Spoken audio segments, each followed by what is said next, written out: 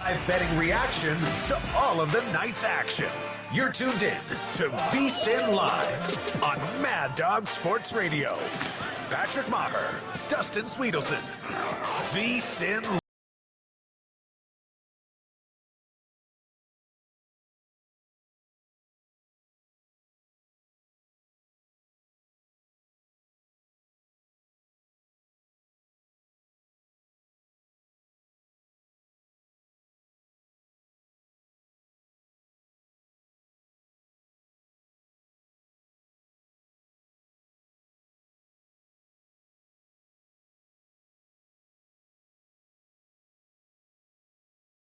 As we welcome you in, the big guy, Dustin Swedelson. I'm Patrick Meagher. I have to say, just quickly before we get started, with what has turned out to be anticlimactic as far as the first Thursday, but it's going to get good. I have to start by thanking everybody that has brought this broadcast together. That includes John, that includes Jeremiah, Antoine, Brian. The studios here at the Win are ridiculous as we bring in the big guy. This is quite a setup, and thrilled to be here. Welcome back to Vegas. Welcome back to civilization. You don't often venture out of your home. This is what the world looks like in 2025. The big guy was taking really deep breaths before the show started, so I want everybody to know he's freaking out right now. Stop. And that was a little planned intro, which I do appreciate, and I'm happy to be here. I'm going to pass over a Zin to the big guy. Hey, just quickly, we mentioned some of the trendy teams. High Point, they go. VCU, they go. Louisville, trendy, they go. ACC, Clemson goes down to McNeese. Now, that's the big one earlier today. They were catching what, McNeese? They were catching 6.5, I believe, at close. And McNeese was a team that was super trendy a year ago. The question was, both coaches last 2 weeks were rumored for some head coaching jobs. Brownell gets the extension at Clemson.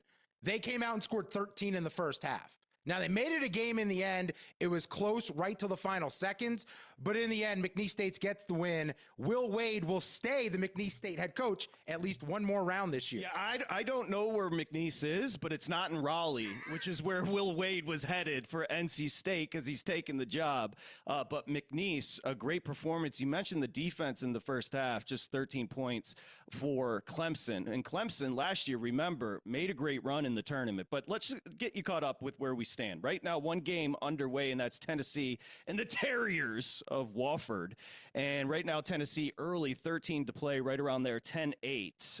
Outside of that, again, we have yet to tip coming up in just a couple of minutes here. Arkansas, Kansas, the boys in the back like the under here. And family, let's go. I'm on it as well. We'll go under the 147.5, 148-ish. I'll do it. Here's why. It's really simple. I'm 0-3 on the day. I lost on Louisville. I lost on High Point. I lost on VCU. I will take anyone else's picks other than my own at this point of the day. We're the Thursday of March Madness, and I already can't find a winner. It's not good signs. So I will bet this under as a family. We need to change the vibes over here. Shout to Jeremiah and John with the under. A coaching mismatch with your boy Calipari and Bill Self. Yale and Texas A&M. Yale is trendy right now. It's 6.5 with the A&M. They've got obviously the size, good coaching as well. Drake, Missouri, we should talk about that. McCollum, I do think McCollum's going to end up taking the job at Iowa, but he's got a game to coach a la Will Wade and Drake, who is the slowest team in the country, going up against a very good Missouri offense. Missouri can go. Missouri can slow it down, and that number is dipping towards Drake right now, 5.5. It's another trendy team. I'm a little concerned because it's definitely one of the first we all identified. We wanted to back Drake. We all took the points here, so I'm very, very scared. My favorite angle remains in this game. The dude McCollum came over from Northwest Missouri State. He has a bunch of kids from the state of Missouri, 6 or 7 on the roster that came with him over there.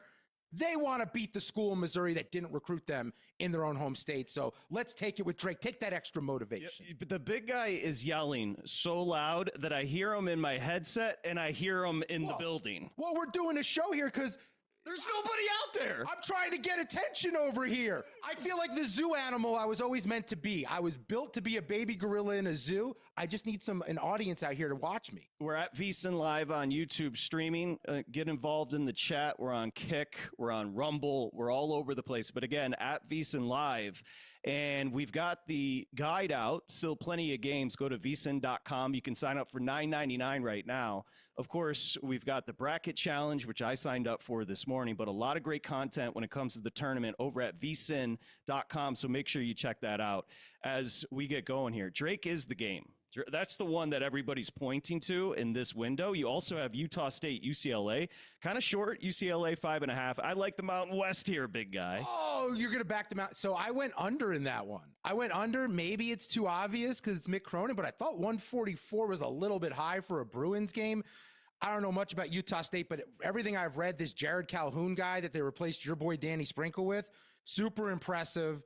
They had a really good season in the MWC, but I have a little PTSD when it comes to what we saw from San Diego State the other night against North Carolina. Okay, Donkey. Also, the Sharp Trap setting up later today, coming up 7, UC San Diego and Michigan. Oh, God. So this is short. I mean, it's 2.5 right now. It really hasn't budged. 144.5 on the total. It's a great story. UC San Diego, eligible, first time in the dance against a Michigan team. Again, they've got the size, the two bigs down low, but they are loose with the basketball.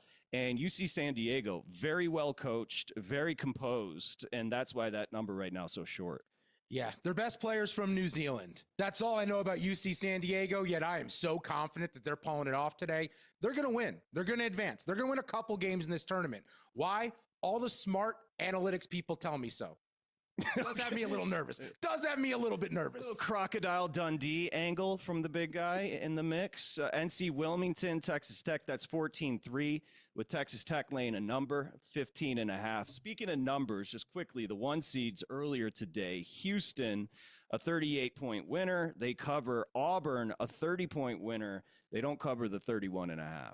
Yeah, Auburn was a little sloppy. There was a run where Alabama State really made that a close game, but in the end, Auburn prevails. I mean, look, next round they have Creighton. They're going to have to get up for that one. That's a tough matchup in the round of 32. Creighton's a veteran team. McDermott's been through it before. You're not a Bruce Pearl guy. Does feel like these are one of those situations where they tend to stub their toe. I'm not a Bruce Pearl guy. You know who is a Bruce Pearl guy? Who? Bruce Pearl. He's a very big Bruce Pearl fan. He is a Bruce Pearl guy. Now, speaking of guys, we've got plenty of guests coming by. Would you like to tell us who, Dustin Swedelson? Josh Appelbaum will be joining us in about 45 minutes here on the program. Jonathan Von Tobel, VSiN host, also checking in person at 9 p.m. Eastern. And then I just got a call from Matt McCall from the Field of 68. He is trying to get down here for 4:30, so we may have him in about 20 minutes. Okay, so we do have a little bit of a respite. I have a question for you, because you know that I drove in from Los Angeles. By the way, this is very much a different setup than my bedroom in Hermosa Beach. You're wearing pants. The VSiN studios over at Circa, glorious. The SiriusXM studios at Wynn Las Vegas, glorious. But I do have an issue. And I was telling John and Jeremiah, I need some energy. And I don't know, I'm not going to be drinking alcohol on the air, or maybe. I have no clue what's going to happen. But I did take that shot, and it hasn't hit yet. It's doing nothing? No, I need something. Can we get this guy an IV? Can we get an IV sent to the studio, get it direct in the bloodstream? There you go. What's up, Shorty? Give her a wave as we say hi to the adoring fan of Dustin Swedelson here at the SiriusXM studios, Wynn Las Vegas. So right now, as we sit here, 4:11 West Coast time, early window, what stands out? Early window is the trendy teams going down, and my pick's stinking. That's what stands out to me, because we've built this event up. We've had so many days since the brackets were released, and I've thought I've nailed it every step of the way. And honestly, now I want to go 0 for 8. I want to lose every bet on the day. Yeah, you got to lean into it. So now I just want to completely just tailspin out, and now it's making me question everything I have already bet for tomorrow. I'm on Memphis. Don't like that anymore. I'm on Lipscomb. Don't know where they are. St. Mary's, New Mexico. I am nervous. Also, I am on Arkansas, which just started, which is an interesting matchup just because John Calipari doesn't know how to coach, and Bill Self hates his team. So Bill Self legitimately hates this Kansas team. He literally said in a press conference, we need to get away from each other. You know the quickest way to do that? Get eliminated in round one. That donk back in New York City who's helping with the broadcast, Jacob, our producer, said Lipscomb is in Nashville. I thought he was a pitcher for the Giants. Like, let's go. I thought Lipscomb is what my doctor gave me penicillin to clear up the other day. Settle down. 888 Mad Dog 6, 888-623-3646. You want to get in the mix. You got plays for us. Don't forget, you can join us in the Family Bets Discord as well. That is popping. But really, it is awesome to be back. I haven't been back in Vegas for many years. Of course, worked here for 3 years. VSiN's the best. Worked here for 3 years. South Point, and then we upgraded a little bit over to Circa. And I would put this on par. This is incredible, these studios here. And by the way, the Wynn is a tremendous property. They got Van Goghs hanging up over there. We're passing stores, like fashionista stores I've never heard of. Bijan. Balenciaga. I thought it was Valenciaga. I didn't know it was a B. I thought it was a V this whole time. There's like Gucci stuff that I can't afford, so I don't even look at it. But you are looking at yourself in the camera, I notice, which is... Well, in full disclosure, they were testing out the cameras before, and this has been a topic on the show recently. And Brian's kind of intimidating. He's like, I want you to look above the camera. I don't want you to look below the camera. We're going to come back with the bald spot. Because he thinks he's dealing with a professional, but he has no idea what he's dealing with here. And here we go, the shot of my bald spot. So it's progressive. It's getting worse day by day. But look, I mean, it does look like a yarmulke. It's not a great look. We're very close to me having to shave this thing off. It is just encroaching on the rest of my head every single day. Looks better than the man bun, if we're being honest. I didn't realize until I left California how long the hair had gotten, and now I feel embarrassed. Your hair looks like it comes with a side of granola. It certainly does. Arkansas and Kansas underway. We talked about Calipari and a bit of a coaching mismatch. Bill Self, look, Bill Self is shady. We could start there. However, he potentially could go down. Now, the numbers are going to be there. Perception-wise, I don't know what you want to say. Like, Calvin Sampson could be called the best coach of all time. But perception-wise, Self could go down as the GOAT. They've made every tournament since 06. Just think about where you were in 06. Bill Self has been there with Kansas ever since then. This is just a down year. And it's weird because they're preseason number one. Hunter Dickinson's in there. I think this is a tough matchup for them with Arkansas. I think Arkansas has a lot of length. They can defend. I know Calipari gets a knock for his inability to coach. He never had to at Kentucky. He always had better players. He doesn't have better players here at Arkansas, so I think he's forced to coach here. I like the Razorbacks. They were catching 5.5. I got a bad number. I bet 4.5. I think they pull off the upset and they advance. Okay, and I like that move. That was a pro move. When you don't know a ton about a team, you say they've got a lot of length. Because everyone has a lot of length. They're basketball players. And in more than one ways, they have a lot of length. Take it easy. Gonzaga did cover over Georgia. Good performance. Georgia got beat 89-68. So the WCC stand up. They cover easily. Gonzaga 7.5. BYU. Now, BYU is a sneaky team because they can shoot the balls out. They legitimately are wet from outside. And now the Houston performance, not their best. And that's a step up in competition. But they beat a good VCU team out of the A10 today. And BYU did cover the 2.5. That closed a little bit shorter than I thought it was going to. We talked about McNeese. McNeese, not great in the second half. And Clemson outscored him big time. Let's see, 54-38 here in the second half, big guy. But a 69-67 win, and obviously they covered the 7.5 at the outright. So first off with Gonzaga, Mark Few looking to make his 10th straight Sweet 16. That's a pretty stupid run right there to make 10 straight. You said BYU shoots the balls out. It's really impressive, the volumes, because they have multiple wives. They are into polygamy, but I'm talking basketball. Oh, wait, that's how you don't say polygamy, it's polygamy? That's a new one for me. I didn't know that. May have made it up. Auburn doesn't cover the 31-32.5 somewhere in there against Alabama State. Houston, we mentioned. Houston's defense is dumb, and this is the difference. Now, you bet them 6.5 to 1 to win the national championship. Right now, to me, that number is a gift because LJ Cryer, they can score. And this is if you give Calvin Sampson a team that's willing, and he wills them to be willing, and you give him, speaking of which, BYU, he takes away the 3-point shot. Yep. They defend their asses off, and this year they can score. I think Houston is live. I just don't understand the number. It doesn't It's not reflective of where they are to the teams above them when it comes to the odds. I'm looking at DraftKings now. Duke, your favorite, plus 320. Florida, plus 380. Florida is too sexy. Everyone's in love with Florida, and their coach is in love with co-eds. Auburn, plus 450, followed by Houston, plus 650. You said it. I can trust when I bet on a Kelvin Sampson team. I'm getting effort on both ends. I'm getting defense.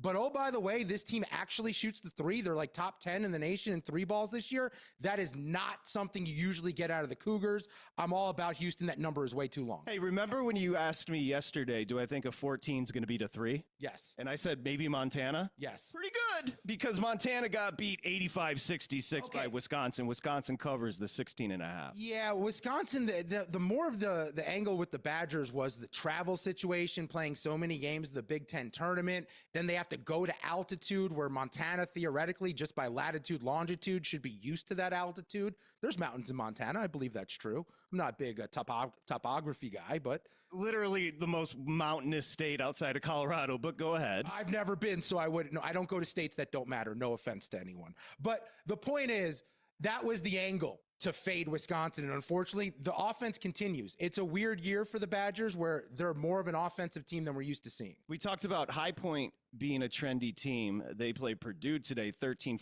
matchup. Low score for High Point, 75-63. Purdue covers the 7.5. Everyone was on the over. Everyone was on High Point. Purdue covers. Purdue and High Point go under. And it's the guard play for Purdue that really stood out. I mean, they just have a lot of weapons that can beat you, especially beyond the arc. Kaufman-Wren had 21 points for them. They just are really deep in the backcourt. That'll make them a tough matchup here for anyone. By the way, you had a good read on Louisville. That was your lock of and Creighton. We all owe Creighton an apology. Kind of slept on all year. That was a great performance today. Easily, obviously, they were catching 3.5 outright, 89-75 over Louisville. Was never close. Oh, no. Creighton jumped them immediately, and I think this just goes to show you the ACC stinks, and they're proven that way in the tournament, right? Take away what North Carolina did against San Diego State, put that to the side. Louisville gets smoked by Creighton. Clemson loses outright as a 7.5-point favorite to McNeese State. I'll ask the question everyone else is scared to ask. Are we sure Duke's as good as we think they are? We're not afraid to ask it. It's just a hack question. If I get responses, is it still a hack question? So you're just trying to, so you're trolling. Basically. 888 Mad Dog 6. Let's see if it works. 888-623-3646. I think, okay, so we'll get to the calls. I'm starting to think I need a cocktail. Yeah, no, you need something. You need something. I can get you a little. No. Walk around the club area. No, I don't need that. Well, I'm going to get a hold of Bill AD and see if he approves. Maybe I'll wait to the final hour. Then we're going to get down. And speaking of getting down, when is Drake? Because I got to get that bet in. Drake is coming up in... Baby, you my everything. 4:51. So we've got just about 25 minutes. 50. I got 15 minutes here. Oh, ESPN lies. I forgot. ESPN lies about start times. That's my bad. That's why you should stick with VSiN, the Sports Betting Network. All right, let's do this. Let's come back with some calls. Remember, there's a lot of ways to engage. At VSiN Live on YouTube. Of course, you can hit us up, 888-623-3646. Get in the Family Bets Discord. Did I cover everything? Yeah, I'm just realizing with people walking by, this is me having a girlfriend's been a topic on the show for a while. When I was single, this would have been a good hook for me to pick up a rando. Like them walking by thinking I matter, not knowing I don't. You know what's funny is there are people that know you here, John and Jeremiah in particular. My favorite thing to do is tell people that Dustin has a girlfriend and watch the reaction. Look, every day I look in the mirror and I have the same reaction. I'm wondering how it's still happening. But it is typical of a dude that hasn't been in a relationship in a long time because this one's going fast. Oh yeah, no, we're on the left lane, HOV lane. We got the easy pass up top. Yeah. We roll through the tolls at 85. We're doing it the right way. We're going fast. Tennessee off to a good start against Wofford, 29-16. Tennessee is going to be live in the tournament as well. The whole Rick Barnes thing needs to be retired.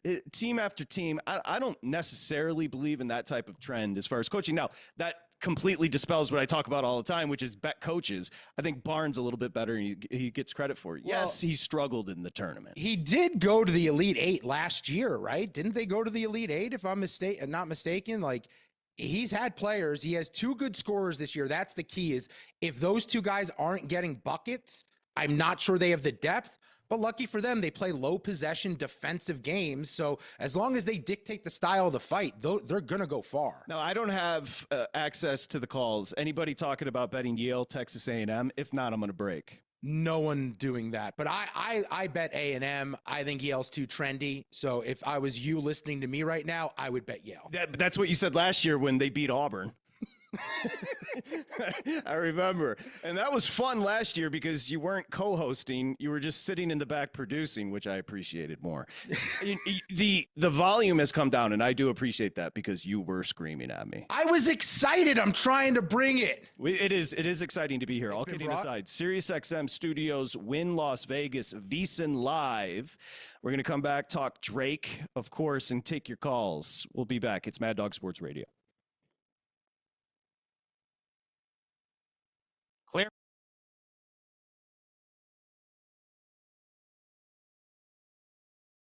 Dustin Swedelson.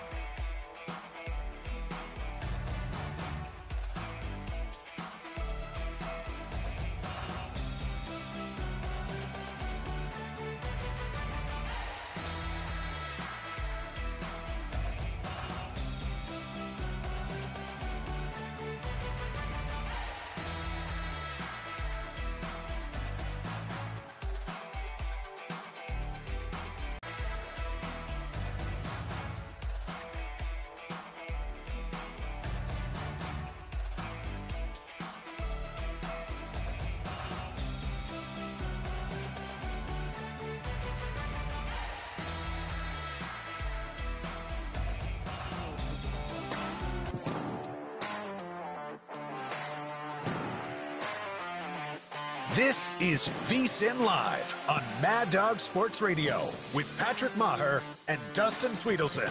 It is VSiN Live. We're on the road. Squad goals here. SiriusXM Studios at Wynn, Las Vegas. Coach Matt McCall, field of 68, SiriusXM NBC, formerly UMass Chattanooga. He's going to be joining us here in just a little bit. Dustin, you got something to tell him, though, quickly, with the read? Oh, yeah. You dummy. Go to VSiN.com right now. Become a pro right now. $1.58. You'll get your first 30 days VSiN Pro access. All you got to do, head to VSiN.com. Use the promo code SIRIUS to sign up. You'll get the betting splits. You'll get access to everything we do, all the articles, all the insight. You got bets to place tomorrow. VSiN.com is the place to do it. Okay, we are 16-14 with Arkansas over Kansas right now. The boys are on the under. Let's go. Wofford, Tennessee, 33-22. Tennessee up with about 4:33 to play. Let's sneak in a couple of calls before Coach Matt McCall joins us live in studio. I think we're going to go my buddy Al in White Plains. Mr. Al, how are we? Tremendous. I'm 3 buds in, so you need to have a cocktail during this program. Or I'm never calling again. That's item 1. Number 2, thank you for mentioning my son on the show last night. In the intro, I told him he cracked up. You always do. It's hysterical. Item 3, I heard your sharp the other night. He was fired up. He was tremendous. But how he can be on San Diego State. In this tournament, you cannot be on any teams that can't hit water from a boat. And San Diego State is one of those teams, and their performance the other night was an embarrassment. Gonzaga's flying. I love BYU. All right? And I've got Tennessee going to the Final Four. Will Wade, he may leave you on probation, but can this mother effer coach? He can. What? He can. Wherever he goes, it is just put W's up with like an 800 winning percentage. He may be a war criminal, but man, this dude. No, dude, he is shady as an elm tree, but my man can coach. Are you on Drake tonight, Al? Iffy. I love what they've done so far. Because, this is another guy who can obviously coach. He did it at the level below. He comes in with nothing. He came in with a totally complete cupboard, empty. No food in the house, not even crumbs. The Grinch took everything, and he's got these guys flying. So what's their number? I think it's with 5.5 right now. Yeah, it was catching 5.5. Open 6.5 down to 5.5. They've competed all year, so why not? I'd be very surprised if they are not right in the mix tonight because this guy coaches his pants off and his teams play with their pants on fire. Well, go have another beer for me because I can't have one while doing the broadcast. That's my buddy Al in White Plains. There's Coach Matt McCall. He's going to be joining us here at VSiN Live. Remember, you can find us on YouTube. You can stream it live at VSiN Live. Get involved in the chat as well. You can hit us up, 888-MAD-DOG-6, 888-623-3646. So Coach Matt McCall is going to be joining us in studio, of course, former Chattanooga, UMass head coach. You know what? Good job by him with the effort to get over here. Oh, yeah. I mean, we touched base this morning, saw he landed. He did the classic, I'm in the Las Vegas airport coming down the escalator picture that all the Instagram girls do. So credit to him. Got my I originally was like, I thought I unfollowed all of these young ladies. And then it turned out it was Coach McCall posting that yesterday. So that's how I knew he was in town. I don't think we're letting him in. Oh, we got to get him in. Can someone let him? Yep. There goes. John's on the case. Don't worry. We're coming. We're coming, Shorty. Okay, 33-25 right now. Tennessee up on Wofford. We are underway with a trendy Yale play, but Dustin, Texas A&M, that's where we are, 7-5, early start A&M. Look, Yale plays in the Ivy League. No offense to the young men who compete in that league. They're not quite as tough as the SEC. Those are grown men. You look at Texas A&M's rosters, it's like all seniors, guys who've been through it before, super physical defensive team. I'm not sure Yale's style will prevail over the course of a full game. We shall see. Again, can people get involved in that was really cool what Bill and everybody set up with the bracket challenge. Can you get into it post-mortem? No, because you had to make 20 picks for this round. I guess, could you make 20 picks for tomorrow? Maybe you can get in after. I think it locked, though. You can monitor, though, everyone's picks. All of it's up right now, VSiN.com/contest. All right, a little bit of a calm before the storm with the early window over. As John said, sharp trap. Earlier today, it was a square party. For the most part, McNeese was the big one. But people were on it. People liked McNeese a lot because everyone has a KenPom login, except I do. I don't anymore because mine literally ended today. I'll pay for it. But it's only $25. I think he raised it because of you. Wasn't it only 19 a year ago? I told him you can charge $100. People are going to pay for it. Patrick does not look out for the common man, getting KenPom to raise his prices. But anyway, everyone looks at the numbers they pay hosts more than producers. And that's why you bought my $11 Fiji water today and my coffee. Thank you, by the way. You're welcome. But everyone looks at the numbers on KenPom, and McNeese jumps off the chart when you look up the analytics. Enough of us. Coach Matt McCall is here, formerly Chattanooga, UMass, Field to 68. Which is tremendous coverage of the tournament, SiriusXM, NBC, and he joins us now. First off, I'm live. Great job. It's great to see you guys. It's good to see you, not like I over know, remote. not over Zoom or whatever we do. It's great to see you guys. But it's a pleasure to meet you in person, and also the effort to come down to the win. So thank you for that. Oh, no problem. No, we've been bouncing around a little bit today. We've been live over that Mandalay Bay all day. So I don't know where my cab driver was going. I don't know if he wanted to just keep the meter running. That's I'm what like, they hey, do. buddy, I could see the building over there. That's exactly. You're going the wrong way from the building. The building's that way. Well, he pulled the into win is that way. He pulled Why into are you going that way? Sapphires, right? He pulled into Sapphires. Like, no, I didn't say I was coming here. What are you doing? My wife has my location. So we have been talking about now from a betting perspective. Sharp trap is what John said, which is true. A lot of the trendy picks earlier didn't play out, but let's start with one that did, and that's McNeese. Now, Will Wade, I'll say it, Coach McCall, he may be shady, but he can coach his ass off. And he is on to, obviously, NC State, but a great performance from his McNeese team today against Clemson. You know what's interesting, too? And we were literally we just interviewed him on the Field of 68. We just had him on. Scrap what I said about shady. Yeah, but no, I mean, look, the other thing of it, too, is everyone knows that he's probably not going to be at McNeese State next year.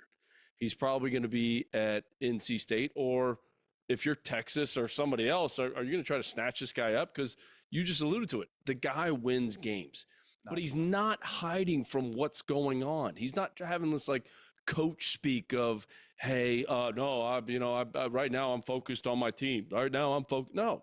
Yeah, I've talked to him. Yeah. Yes, I have. Oh, I've talked to my team about it too. We do things a little bit differently. That's authentic. That's authenticity. That's not fakeness. And that's where coaches can go down a wrong path of when you're not authentic. Right. And then in your locker room, it bleeds you. That's why they won today, because their head coach is real. He's telling his players, hey, look, this is going on. I'm just letting you guys know. Here's the other piece for McNeese. You don't think those players are interviewing for jobs? Of course. And Will Wade said it on the Field of 68 literally 30 minutes ago. People are sliding into their DMs, trying to get them to come to their school. They're doing the same thing, and they can go on this run. That's the day and age. That's what we're dealing with right now in college basketball. Let me just say this, Coach and Dustin. He's 42. He can learn from your mistakes. I loved how jubilant, did you see him after the game? He was going nuts. He was fired up at the half. I loved it. You could tell the emotion from people doubting, hey, you're headed out to NC State, you're leaving. You could tell it was just there was an embrace. I don't know if you guys saw it. Yeah. So Heath Schroyer's the athletic director. Heath Schroyer's a longtime coach. He was an assistant coach at UNLV. He was the head coach at Fresno State. He was an assistant coach at NC. He was actually an assistant coach at NC State for Mark Godfrey. Ironically, the game ends. He's the AD at McNeese State. Will Wade runs over, and they have this huge embrace. And it's not like, hey, this thing's over. This is not over. This is not over. This is an unbelievable ride that everybody's embracing right now at McNeese, and that's a credit to everybody involved. But you've been at programs like that. Yep. It matters to not. And for Will Wade, by the way, he grew up a Clemson fan. So he grew up rooting for the Clemson Tigers. So it means a little bit more to him. He said something that resonated with me because I grew up a Florida football fan. My dad was a middle linebacker at the University of Florida. No way. So Saturdays in our house, college football season, the world stopped. The world stopped. It didn't matter what was going on. We had to tune into Florida football. Will Wade said the same thing. So when I was a head coach, I used to plan my practice in the fall around when Florida was playing football. If I was at UMass or I was at Chattanooga, I would always put the Gator flag out there in my front lawn. And and now a lot of years it was disappointing and the flag would come down like after like the second or third. Is this game. Ron Zook era? No, I mean, Ron Zook, I was an assistant coach at Florida. GA. When Zucker was GA. there. I was a GA when Zucker was there, but I grew up with the Spurrier family. My dad was a middle linebacker in the 60s when Spurrier won the Heisman. In fact, my dad was captain of the defense. Spurrier was captain of the offense. So it was like, that was my in at the University of Florida. So anyways, Will Wade said it today. He's like, we plan my practices around when Clemson are playing football. I did the same thing. If Florida was playing football, we were not practicing. We were either practicing before or we were practicing after. Bottom line. So here's the question. They advance. Yes, They're going to take on Purdue. Yes, How they do. dangerous are they in a match with Purdue where those guards did go off against High Point for the Boilermakers today? So I've had Purdue in the Sweet 16, regardless of who they're playing against. But I do think it's a dangerous matchup because when you look at that game today against Clemson and Coach Matt Painter is going to have his team ready to play, we all know that. McNeese State was the harder playing team. McNeese State was the more physical team. Yep. In the matchup today for Purdue against High Point, Purdue was the harder playing team. Purdue was the more physical team. That's why everyone keeps talking about tonight, UC San Diego upsetting Michigan. The physicality of Michigan is going to weigh out in this game, much like it did in the Purdue High Point game, because there's a lot of people that picked High Point to upset Purdue. I just didn't see it.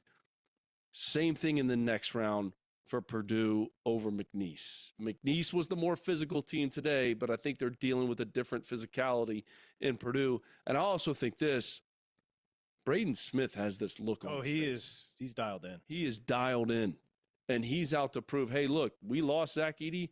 I don't care we lost Zach Edey.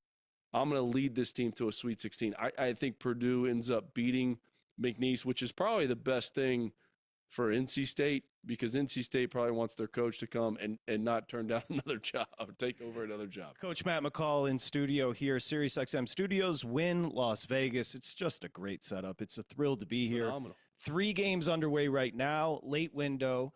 Of course, you've got Tennessee. They just went to the half, it looks like. 36-27 over Wofford is what I have. You've got Arkansas and Kansas, a tight one right now. 26-25, Kansas leads by a point.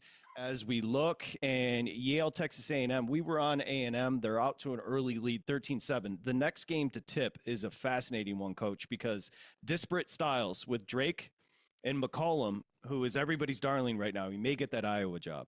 They want to slow you down, slugfest. He brought all his players in. And then Missouri, a very efficient offense. The number is Missouri 5.5. What's your thoughts on this Drake-Missouri matchup? So I said this on SiriusXM the other day, and I said it on the Field of 68 today. If I'm Dennis Gates, do you know what I'm doing before this game?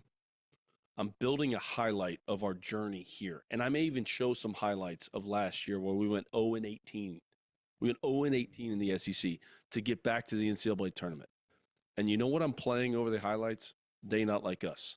Because just like Kendrick Lamar took down Drake in the Super Bowl, that's what Missouri's going to do today. They're going to take down Drake in the first round. I like this Missouri team. Dennis Gates, one of the best storylines in all of college basketball, to see what happened last year and to come back and get his team to the NCAA tournament. I just think their style of play, I think their pace is going to win out in this one. And you talk about distractions. I mean, Ben McCollum's been, is he embracing all these rumors like Will Wade is? I haven't seen that. I haven't seen that from him. I think that's that authenticity piece that bleeds into your locker room. I mean, these players for Will Wade, they're fighting for him right now. It's also weird when the team that's, an underdog feels like the team that everyone thinks is going to pull it off. UC San Diego. Yeah. So same thing. Drake and UC San Diego, those are the two fits. And you mentioned the physicality. Missouri's been through the SEC play, right? And there's some talk, people wondering, do those teams benefit from the other ones being ranked highly, and that's why their net and all the rankings with the wins and the quad 1 wins look good? How legit do you think all these SEC schools are, like Missouri? I mean, I had 5 SEC teams losing in the first round. So I didn't have Georgia beating Gonzaga. I didn't have it. Part of it is because if you go to Mark Few's Wikipedia page, the guy has not missed the Sweet 16 in 9 years. Incredible. Crazy. Now, can he beat Houston? that's a different animal to try and overcome. But I'm like, there's no way this guy's losing in the first round. Go to his Wikipedia page. But I think the SEC is prepared. Missouri beat Florida. Yeah. Missouri beat Florida at Florida. A huge win. Florida is playing better than anybody in the entire country right now. We had Todd Golden on earlier, and I think one of the things that they're having to deal with, which they haven't had to deal with literally all year, is expectations. Expectations. And now we're going from the team that's probably, under the radar to now the team that everybody's picking to win the whole thing. That's a different deal for this team to deal with. Todd Golden's never won a game in the NCAA tournament. So think about that. But again, Missouri, the job that Dennis Gates has done to get this team to playing at the level that they're playing at, it's really impressive. Again, they're not like us. They're not like us. They're getting Drake today. I like that idea. Creighton, Louisville earlier, Coach. Creighton was great from the jump. 89-75. Louisville was a 3.5-point favorite. Creighton was never out of this. Thoughts on Creighton moving forward?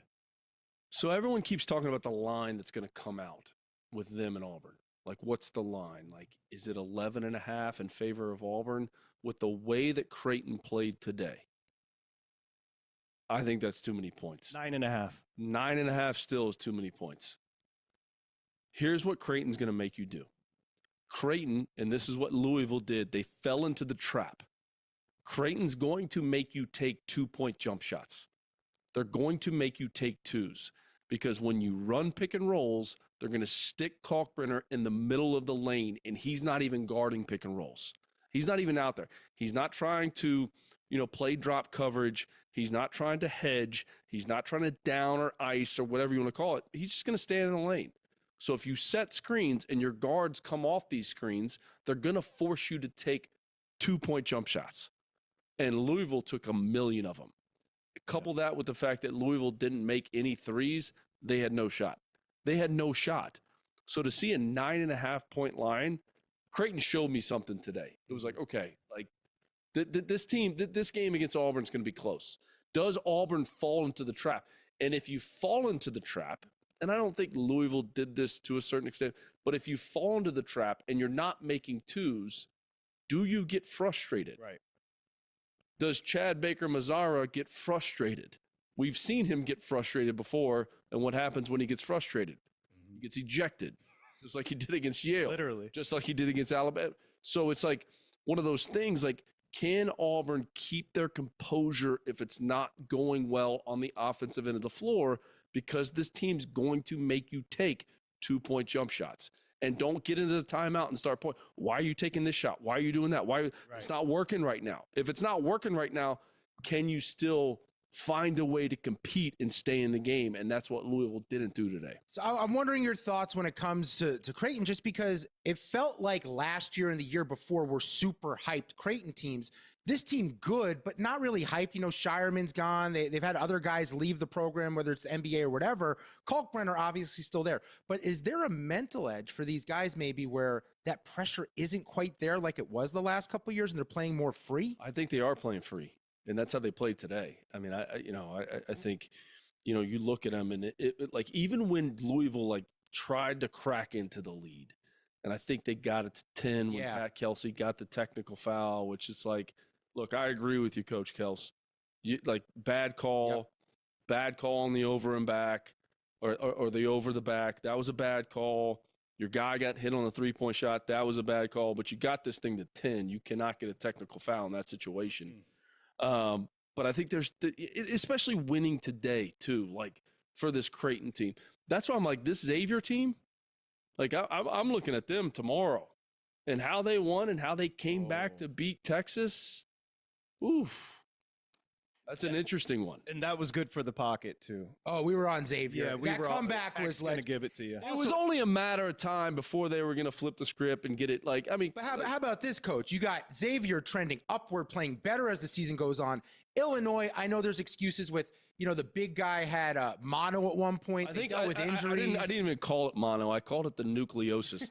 The nucleosis was running through that team. Yeah, but the reality is Xavier going up, Illinois coming down as we're entering this thing, and Xavier is catching 3.5 in this contest. I know. I know. I like Xavier. I do too. They can I shoot like the three Xavier. too. They can shoot the three. And they hit their free throws. And where is this Illinois team? Now, would you be shocked if Illinois gets to the second weekend? None of us would be. They have 2 lottery picks. They have 2 lottery picks. They have a lot of talent. They have shooting all over the floor. None of us would be shocked if they get to the second weekend.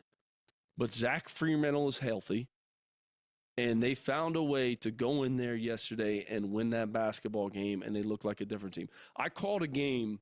I called their charity exhibition versus Dayton.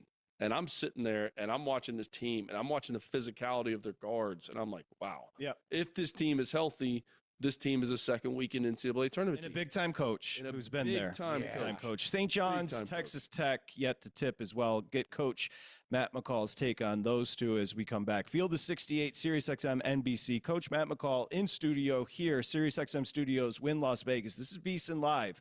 It's Mad Dog Sports Radio. Clear for 4. Patrick Meagher and Dustin Swedelson.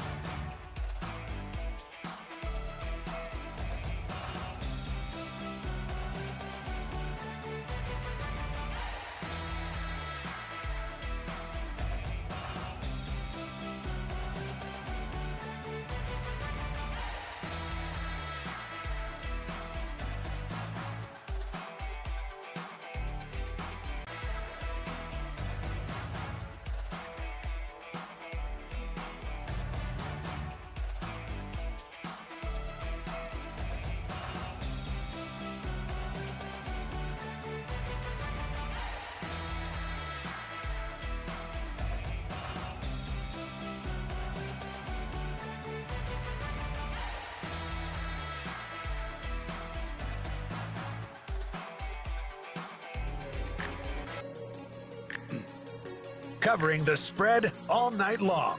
This is VSiN Live on Mad Dog Sports Radio. Here's Patrick Maher and Dustin Swedelson. Okay, hear every game of the men's NCAA tournament on SiriusXM channels 208 through 211, or you can go 201 through 204.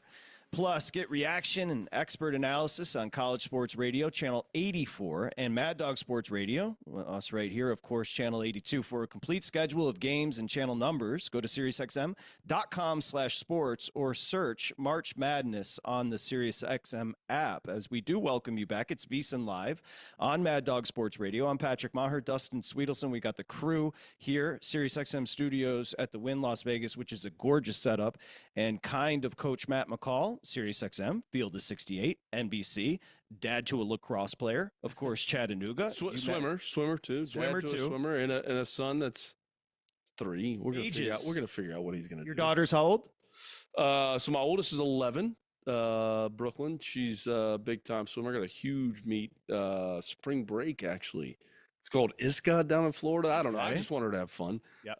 My daughter Kylie is a lacrosse player. She also swims. And then my son Maverick's 3. We're going to get the golf club in his hand at some point here. You know, he likes hoops. He's dribbling right now. We got him dribbling around. So we got your hands full back. Yeah. Coach. Man. I was always told if you have daughters, you make them play golf because like 150,000 golf scholarships go unused every year. You just make them play golf. It'll pay for college. It's one less thing to think about. And this is the thing about a coach. So my oldest, Brooklyn, she was born in Gainesville, Florida when I was an assistant with the Gators. She was a baby when we went on the run to the Final Four in 2014. My daughter, Kylie, was born in Chattanooga the year prior to us going to the NCAA tournament in 2016. And then my son was born in Massachusetts. So, like, I mean, they got 3 different states. when everybody says, where are you from? I mean, everybody's going to say something different. That's an interesting approach. You know, there's 47 other where you can conceive of. Yeah, we're good. We're just take it easy. We are good. We got 3. 3's a lot. 3's a lot. Sounds like a lot. I have a dog. 3's a lot. What do they say? You're now playing zone defense? We're playing zone defense. 36-27 at the break. Tennessee over Wofford. Just quickly, Arkansas and Kansas. They're scoring, boys. 40-40. 254. We're on the under, and I agreed with the boys in the back. That's a clip for Arkansas and Kansas. I didn't see that coming. No, me neither. I did not see that coming at all. I mean, both teams. It's been kind of this roller coaster of a year. I mean, let's not forget Arkansas. What did they start off? 0-5 in the SEC? Yep. Yeah. 0-5, and you're like, oh, Cal's not going to make the NCAA tournament. Now we have 2 Naismith Hall of Famers playing against each other in the first round. Kansas's year has been so up and down. This is the preseason #1 team in the country. Yep.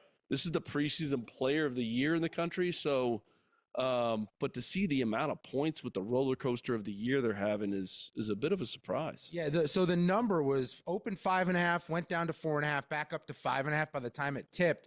Boogie Flan returns for Arkansas. Now the talk is they played better without him. How do you think they work him in? How different does he make them? Just put the ball in John L. Davis's hands. Yeah. Let John L. Davis be the John L. Davis that was at FAU. Yep.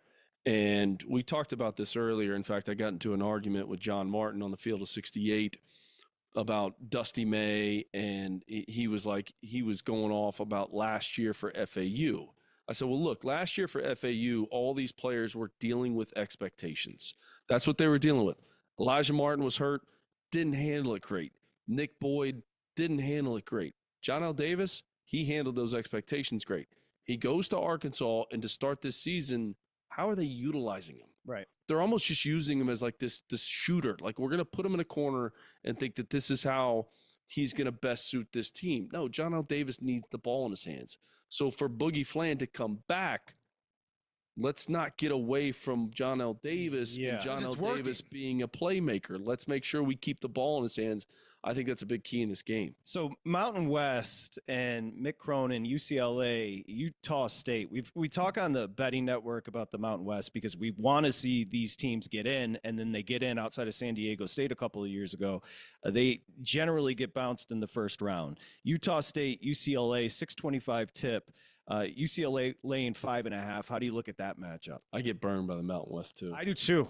And I actually enjoy the quality of play. I enjoy the style. Yeah, I do too. And I had Richard Pitino in New Mexico last year. I think I had him all the way to the Sweet 16. Coach, I've had him the last 2 years at like 300 to 1 to win it all. Did you pick him again? No, I stayed away. Stayed away. Yeah, Marquette. But I also stayed away from Creighton because I've had Creighton the last 2 years. Yeah.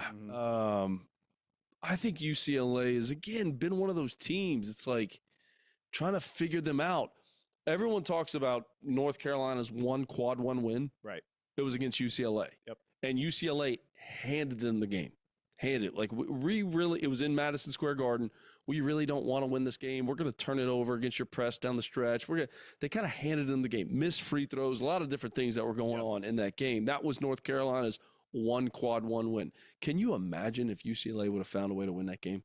Can you imagine? Would Carolina have still North Carolina still would have got in. No question. West Virginia 100% they would have still got in. Bubba. West Virginia might have still had a basketball coach. That one, exactly right. Darian DeVries. Exactly right.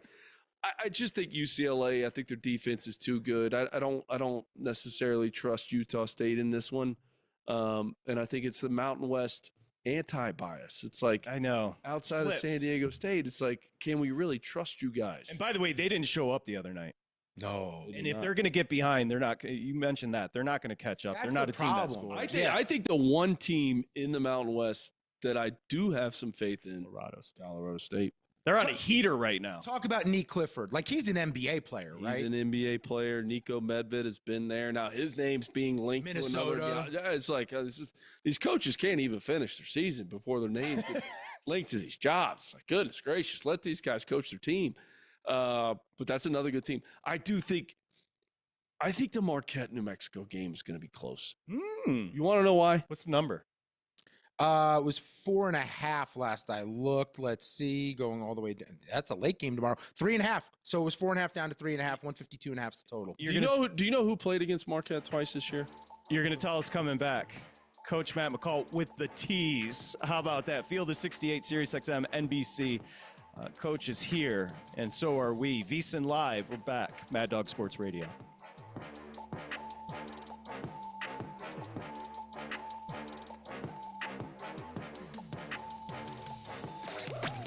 Covering the spread all night long. This is VSiN Live on Mad Dog Sports Radio.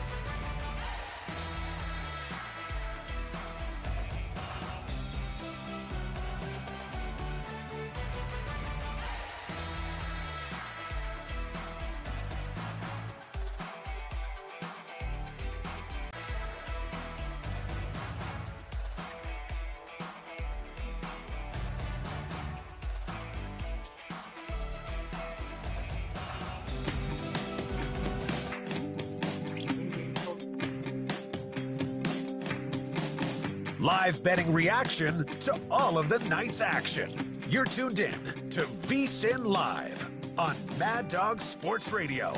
Okay, Here's VSiN Patrick Live. Maher and Dustin Swedelson. I do it every time. VSiN Live, SiriusXM Studios at the Wynn, Las Vegas. Dustin Swedelson, I'm Patrick Maher. And a shout to Bill A.D. and Brian Musburger, because when they came up with the conception of VSiN, I don't know if they thought they'd have Vegas completely carpeted, It's right? true. We're at the Wynn here for VSiN and Circus Sports right now, live programming with VSiN. So awesome coverage across the board. You can go to VSiN.com right now, become a VSiN Pro for $9.99, get everything we offer. And as a matter of fact, some of the picks, I won't say in particular who, not you, big guy. Definitely not me. Some hot pickers right now over at VSiN.com. We have Coach Matt McCall in studio, of course, Field of 68, SiriusXM, NBC, formerly Chattanooga, one of the kids born there.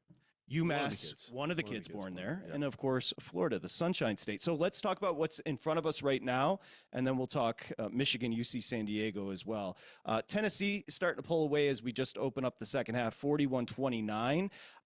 Tennessee, overall, thoughts? I mean, I think they can get to a Final Four. I think they're that good. You know, watching them against Florida the other day and watching their run to the SEC tournament final, you know, Zakai Ziegler, you got to give this staff credit for their evaluation in the transfer portal. I mean, this staff lost Dalton Connect, who I don't really follow the NBA as closely as I possibly, probably should. I definitely don't follow the Lakers. You know, they tried to ship him off and then they brought him back. Yeah, I mean, it was like it was awkward. It was the strangest thing ever. He should be starting for them. They lose him. He would have been National Player of the Year last year if it wasn't for Zach Edey. Yep. He would have been National Player of the Year. What do? They go find Chaz Lanier from the University of North Florida in Jacksonville. Matt Driscoll, been there a million years, doing a good job for that program, but still a guy that's kind of flying under the radar. Nobody really follows or is dialed into the Atlantic Sun, and they go grab him and the impact that he's had. I think for this Tennessee team, he's the key, though. He has to make shots. When they have lost games or they've played poorly, he's played poorly. And I think you look at that. When they got blown out at Florida early on in the season, he didn't play well. They come back and they beat Florida handily in Thompson-Boling Arena. But he's the key for this team. He's got to play well in order for them to go on a deep run in this tournament. So bettors know to bet coaches when it comes to college football and college basketball. Would you like to dispel or, the myth when it comes to Rick Barnes? One Final Four. People tend to fade, but he's a hell of a coach. His teams, you can tell when a team gives effort. That's a lot of that is coaching. His teams grind. They grind, and I'm the same way. When I'm looking at my bracket and I'm filling this out, I'm like looking at Tennessee and I'm like, why am I not putting them in the Final Four in this region? Right. The only reason I'm not is because Coach Barnes has only been to one Final Four. That is the only reason that I did not put Tennessee in the Final Four. Yeah. And it's not because I don't think they can beat Houston. It's not because I don't think that they can go on a run. It's just that. And that's, as a former coach, I'm sitting there like, I should be the guy that's saying, hey, man, what are you talking about? This guy won a million games, blah, blah, blah. But there's something there. There is something there. And it's tough because they're a physical, grinded out team. So you would think that would be foolproof in this type of event. But then you would also think maybe there's a level of fatigue this late in the season. That's what are they doing in practice? How long are they out there on the practice floor? Different things like that. Is that playing a factor on why they don't go on deep runs? So go ahead. So I was going to say, Arkansas is up on Kansas at the break, 47-44. If the Razorbacks can hold on here, it sets up a fascinating next round because St. John's would be the potential opponent. We have Calipari. We have Pitino. They obviously don't like each other. It goes back a long time. Not at all. Yeah. And here's my question. Did you see Cal in his press conferences? No. Leading up to this? Would not refer to them as St. John's or would not mention Rick Pitino by his name. We had Coach Greg Campi on a couple days ago. Nicest guy ever. He said, Pitino leaves programs in a wake of destruction. So my question is, with some of the weaknesses that St. John's does have, right? Free throw shooting, three-point shooting. Does Cal have enough talent at Arkansas to take advantage? No. Coach is shaking his head no. No. Because you love St. John's in the Final Four. I love St. John's. But here's the problem. When the bracket came out on Sunday, and I said on your guys' show, you did. I said, I don't care what the bracket looks like, I got St. John's in the Final Four. Why would I not have St. John's in the Final Four now? No. All the way. Florida, the Gators. They put them in the same region as the Gators. Yeah. Look, how can you not think Florida's going to win this whole thing with the way that they're playing? I don't. Expectations, that's the only thing. Expectations is the only thing. If they can't handle those the right way, that is the only way Florida does not get to San Antonio. So when the matchup with St. John's happens, there's too much firepower. I mean, Walter Clayton, let's not forget who he played for to start. Who? Rick Pitino. I didn't know. Iona.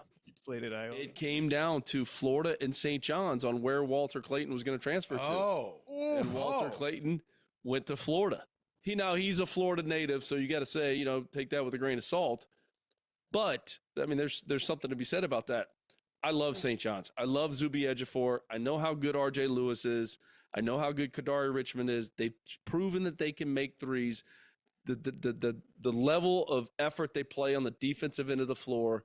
I love the fact that Zuby Ejiofor can switch pick and rolls. I don't think there's any chance, any way, that Arkansas, if they hold on to win this game, knocks off the Johnnies. So I was thinking about, because we asked Coach, does he like the media? And he said, I'm enjoying this right now. When we had Campy on, I said, Coach, when you lost to Robert Morris, you looked very composed. He said, I haven't slept since. He's 41 years in, and a loss like that, it's 5 days later, and he's just like, this is brutal. I'll never forget, we lose to Indiana in the NCAA tournament, and it was the worst 5-12 matchup of all time. And I've said this before. Indiana won the Big Ten. They were a 5 seed. Yeah, I remember that. We had 29 wins at Chattanooga, and we were 12. I really don't understand. So the next day. Not bitter. I'm not bitter. I'm a little bit bitter. So the next day, I'll never forget this. We had a backyard in Chattanooga, and we had the swing set for the kids. We didn't have a pool, but we had the swing set for the kids. And I remember just sitting outside, and our kids were so young. I remember sitting outside, and I had a Coors Light in my hand and just sitting on a lawn chair in the sun, just like thinking and being like depressed, like it's over. Like this magical run that we had to get to this point in time of the season, it's over. I didn't watch hoops. The hoops weren't even on. Literally just sat in a lawn chair. And, the kids are inside. They're young enough. They're napping. And my wife kept coming, are you okay? No. Yes. But I need you to leave me alone. That's like looking at an ex on Instagram after she breaks up with you. That's going back and watching basketball. That was a very good Chattanooga team. Very good. 29 wins. Most wins in school history. Crazy. Yeah. Wow. Let's ask about Michigan before we say goodbye, because Coach, UC San Diego is the trendy play. The bigs. Also, everyone who's picked them has never watched them. Just full disclosure, including myself, by the way. Michigan is loose at like midnight on the East Coast. I'm not staying up that late. Michigan is loose with the ball. If you're going to point to that is the one thing. That is the one thing. How do Michigan's guards handle the pressure? Mm-hmm. But I think what you're going to see is the ball's going to be in Danny Wolf's hands a lot of times in this game, even bringing it up in the backcourt. I think that Dusty May will make that adjustment. And I think this Michigan team found something, because it was not going well at the end of the season. Oh, it wasn't. And to me, when it's not going well after it had gone really well, there's something going on in the locker room. And this is what you do as a coach. When it's not going well, after you've had success, you go in the locker room and you put all the chairs in a circle and you sit around. And it's, I don't want to say kumbaya, but it's a kumbaya. All right, get it out. What's the problem? What's the problem? And if you're Trey Donaldson, you're like, well, Coach, I don't really like how, you're always running plays for Danny Wolf. Well, Trey, this is why we're running plays for Danny Wolf. Well, Coach, I don't like how you do this. I feel like I should be doing this. Well, Coach, or whoever, so-and-so, this is why we're doing it. And you try to get to shift your players' mindsets. That's what it looks to me what's going on at Michigan right now. Right. And that's why I think they're dangerous. Everyone wants to keep talking about this altitude thing and playing in Denver, and I'm like so over it. I'm like, guys, why are we talking about the altitude? Like, what are we doing? Like, they had a practice. Like, they got out there early. I know they played on Sunday. They played the last game before the bracket came out. The altitude is not going to impact this game. Yeah. What's going to impact this game is, can Michigan take care of the ball, and can UC San Diego keep these front court players off the backboard? That's what's going to impact the game. By the way, not the altitude. Coach, maybe a tip. Danny Wolf over 3.5 dimes. Has to. Point Right. center. How can they defend a guy like that? through him. They've never played. And they're going to trap those guards. They're going to try to turn them over. Yeah, run the ball through him. Take the over. Coach, we love it. You've got a hit in 3 minutes. Coach Matt McCall, Field of 68, Sirius XM, NBC. I just like thinking about you aimlessly staring off into the distance. No, don't like it, but I think it was like, it wasn't even like a beach chair. It was like one of those like you were punishing yourself. Yeah, Like, wasn't it even was like a comfortable? metal- wasn't even comfortable. like a metal folding chair in metal folding WWE chair. that they Just hit each other sitting with. there, like Leaves can't an believe it's impression. over. I've broken one of those before just by sitting on it. I can't believe it's believe over. Coach, you're the best. I'm coming back tomorrow. We're going to see you tomorrow. Let's do it. Coming back Coach tomorrow. Matt Talk about McCall. time. He makes the broadcast handsome as well, which is good. Well, yeah, I thought that's what I was here for. And you, we understand. When we come back here again, just quickly, 48-34. So Tennessee pulling away a little bit. A&M, Yale's hanging 37-29. Yale, of course, beat Auburn last year. And then we also have a high scoring affair in the control room, of course, with Arkansas and Kansas. This one, 47-44 at the break with Arkansas up. When we return, remember, you can hit us up, 888-MAD-DOG-6, 888-623-3646. You can find us on VSiN Live, YouTube. Oh, one more thing about the YouTube VSiN Live. We have every game, a 60, 90-second capsule, every game broken down. You just click it, you get an edge. When we come back, Josh Appelbaum. This is VSiN Live on Mad Dog Sports Radio with Patrick Meagher and Dustin Swedelson.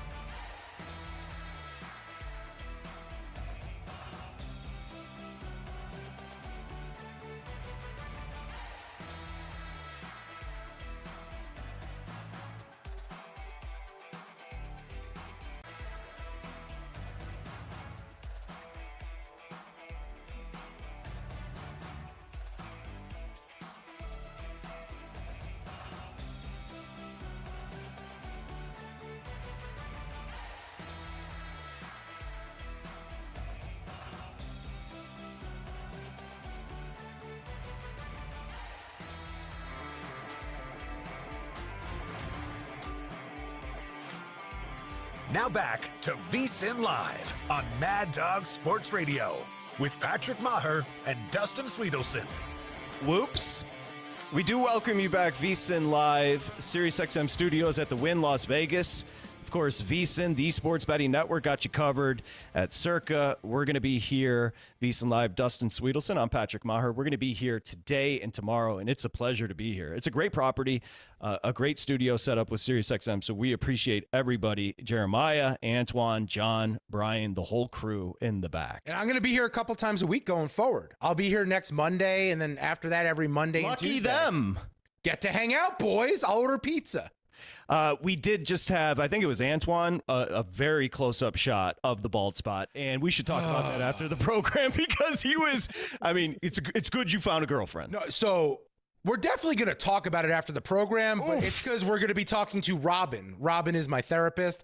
We may have to set aside an hour for what's happening on the top of my head right now. We should give you credit before we welcome in Josh. We can hear him chuckling in the background. First to 10 in the Discord. Why don't you go ahead and say what you got there? Threw this up, Family Bets Discord. I'll tweet the link out if you want to jump in. Be a part of the family. We've got a good community, over 100-something people hanging out, just talking betting. I gave out at 10:24 this morning, race to 10 parlay, plus 686, Arkansas A&M Drake. Didn't know it won until someone responded to it. Yep, and we encourage you to get picks over at vsin.com/picks, including Josh Appelbaum's. He is VSiN's betting analyst. You can read him every day over at vsin.com. All Systems Go is the podcast. He's got his book coming out. He's at Josh_insights.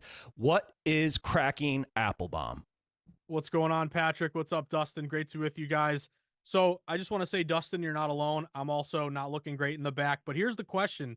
When it comes to balding and aging, would you rather have no bald spot but a receding hairline, or looking real good in the front with balding in the back? Now, Patrick Maher, he's got the best hair of anyone. This is a problem he doesn't have. What do you think, Dustin? Business in the front, party in the back, or the other way around?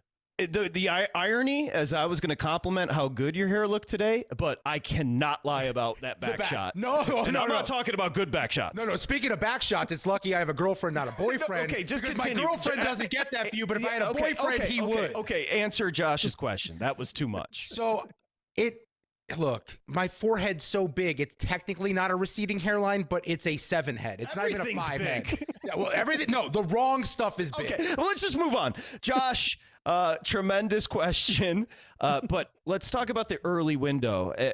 John said sharp trap, right? Because earlier today, outside of McNeese, felt like some of those trendy dogs didn't really come through.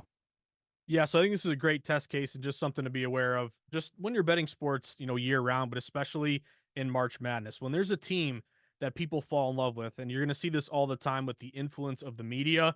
Again, you hear talking heads pound a certain team day after day after day, how much they love them. The public can't help but fall into that trap. So perfect example was, looking at High Point in Purdue. I'll go to that one first, guys. How much did you hear about how great High Point was and how underrated they are and their amazing campus and all these different things? What happened with that game, which was interesting, is that the early move was toward High Point. So Purdue opened that game about a 9-point favorite. It got all the way down to around 7.5. But the important thing was High Point was a trendy dog. They were getting 60, 70% of tickets, which automatically, would scare me or keep me off a High Point. But also when you look at line moves, if they move toward a trendy team, look for some buyback. Like what was notable to me with Purdue is that when that line got down to 7.5, it didn't fall to 7. It went back up to 8, even closed up at 8.5. So that late movement was breaking back toward Purdue, even though High Point was a team that, the media was hammering was going to, not only cover, but maybe upset and win that game. So again, be wary of the teams that people love. I just think if you're a sports bettor, you want to make decisions based on data and your own instincts and your own information, not just tailing what someone on ESPN is telling you. For years, Josh, we heard first half unders were always the play opening around the NCAA tournament. Today, the overs start going off early. How do you deal with stuff like that, the trends that seem like they're so historical? At some point, these markets adjust. So what were you looking at when it came to that this week? Yeah, so going into it, Dustin, you're totally right. Year after year after year, you could really, wash, rinse, repeat. First half unders. The whole thought process was kind of really sounded. It made a lot of sense. These are very important games. These are, young kids, 18, 19 years old, the bright lights, the madness. they're going to be jittery. These are neutral courts. Neutral courts historically have favored unders because you don't know the sight lines, you don't know the backboards, you don't know the rims. You got some, jitters, and you're going to front rim a free throw or a jump shot. That's not what's happened though. Even though that's been such a great trend over the last decade or more, so far, this season or this postseason, overs overall in games that have been completed are 7-5 to the over. Doesn't seem amazing, but usually it's 7-5 to the under. So I just think this speaks to shot making, and then also you guys do a great job of looking at live lines. If there's a situation where like the first minute or two, like there's no scoring at all, or it's a 2-0 game at the 18-minute mark, I think you can get into these games live and then play a kind of a low watermark total that's fallen. Like maybe the total is 145. They don't score much in the first 2 minutes. Now it's a live line of 138.5. Buy low, play that over. I think that's something you can look toward if you miss out on the pre-flop bet. Speaking of which, the halftime number, it looks like they're about to get going. 47-45, Arkansas up over Kansas. And I agreed with the boys in the control room. I love the under, but they will not stop going and going and going. I'm guessing the halftime number is gone because they're about to get going here in the second half. By the way, you guys will be proud of this. A true degenerate. This is the best day of the year with college basketball, Josh, and I am sweating a CONCACAF Nations League between USA and Panama. You got to give me credit there, Josh. Patrick, I would expect nothing less of you, man. When I first met you, you were sweating. I don't even know what you were on. The Argentinian League, PSG. These are teams I can't even name. True. I don't know the leagues, but you're crushing it, man. You do what you do, man. You're making money. Thank you. In football, do what you do, brother. It's a good job by you. How about tonight? Texas Tech, UNC Wilmington, Josh. I like Texas Tech a lot, but I feel like there's a lot of love for UNC Wilmington that be a sleepy team here under the radar. What'd you end up doing with this contest when I get to the updated line? It has the Red Raiders laying 15 and a hook. Total's 144.5. Yeah, so to your point, Dustin, I think you nailed it. This line is moving toward NC Wilmington. This opened at Red Raiders minus 16.5. This line is now down to 15.5, even 15. This was 15.5 at pretty much every book about an hour ago. So the late movement is breaking toward NC Wilmington. And what's also notable is that everyone's hammering Texas Tech, expecting a blowout win. You're getting right now upwards of 70% of tickets on Texas Tech, yet the line is falling toward Wilmington. So I lean Wilmington in the points just based upon that market move. Also, this is your late game, your 10-10 Eastern time. So, that's the last game on a Thursday night you can bet on. You would assume the public will continue to hammer Texas Tech. But I actually bypassed the side, Dustin. I like the total here. You were just mentioning overs doing very well. I'm playing this over. It opened at around 142.5. It's been bet up to 143.5. It even touched 144 at some shops. I like the bet splits toward this over. At DraftKings and Circa, you're only getting about 65% of bets, but nearly 80% of the money on the over. And one thing you're going to look at when you're playing an over, offensive efficiency. How good are these offenses? Well, you look at Texas Tech, they're number 6 in the country. UNC Wilmington is 85th. Not great, but still top 100. But really it gets to their three-point shooting. When you're nailing your threes, like you kind of saw it with that Xavier game last night against Texas, both these teams are, 35%, 38% from the three-point stripe. They're pretty good at their free throws, 76%. But the last little angle here, guys, KenPom, our guy, has this total at 147. So if you're giving me a total at open 142.5, it's up to 143.5. The line's moving toward the dog as well. That's kind of good thing for an over because you would think a more competitive game, more opportunities to score, more back and forth. I'll play this over. Again, KenPom's got a 147. You can still get 143.5 right now. I'm looking toward a higher scoring game in Wilmington, Texas Tech. Josh Appelbaum, VSiN Live on YouTube, of course, SiriusXM Studios at the Wynn, Las Vegas. Gorgeous. This is VSiN Live. Dustin Swedelson. I'm Patrick Meagher. Josh Appelbaum joining us. So Jeremiah mentioned it. We've dipped down to 2. UC San Diego and Michigan. So this might be a good opportunity to talk about, everybody, UC San Diego. And Dustin brought up a good point, Josh. Nobody's watched UC San Diego. But it's just once that momentum starts to build with a team like this against a Michigan team that struggled late, obviously Big Ten Conference tourney, yes, but a team that kind of struggled late against a team that everybody's on, it's down to 2. Yeah, this one's kind of interesting because to your point, Patrick, it opened at a very short number. Like this is your 12-5. This is the game where, we always know 12 versus 5s. You're going to see 12s upset and win some of these. What's notable to me, though, is you mentioned it, Patrick. Open -2.5 Michigan, very short number for a 12-5. It's down to 2. It's even down to 1.5. Like, it's pretty clear that you have a lot of respected money going toward UC San Diego. And also, I think it's important to kind of trust but verify a lot of these, conceptions or things you're going to see on Twitter, because to your point, Patrick, it does feel like a lot of sharp people like San Diego. But if you look at the bet splits right now at DraftKings, public really loves Michigan. Like, Michigan is getting 70% or 77% of spread bets. So it feels like it's a buy low play on Michigan. Here's one thing, Patrick, that, learned a long time ago. If it looks too good to be true, usually it is. Why is Michigan only laying, 1.5 or 2 against a team that, again, no one can name a single player on? So it feels like San Diego is really a sharp play here. I was listening to your interview with the coach in the previous segment. This could be another overplay, guys. It opened 141. You're up to 143.5. Both these teams can score. Michigan, again, can really move the ball and put up some points. I'd lean a little bit to this over as well. I think you could get points in San Diego, Michigan.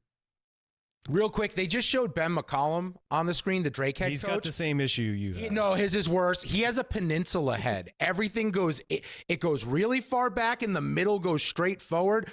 Look, my hairline's not great on either end. It's better than what he's working with. He's a millionaire. Well, he's about to become a multi-time millionaire. And by the way, when he gets fired, he'll have a buyout as well. Also, Arkansas extended their lead. They're up 10 on Kansas. Yeah, Bill Self may get his wish, which is to get away from this team, and it may happen sooner than later.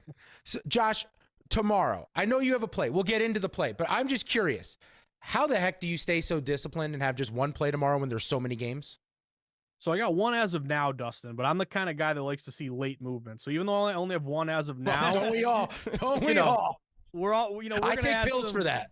Yeah, we're gonna add some late plays here. But should we start with my first one here, Grand Canyon? Yeah, go for it. Grand Canyon really caught my eye, guys. Couple things going on right now. One, Maryland opened this game -11.5. The line is now down to 10.5. So this line is moving toward Grand Canyon.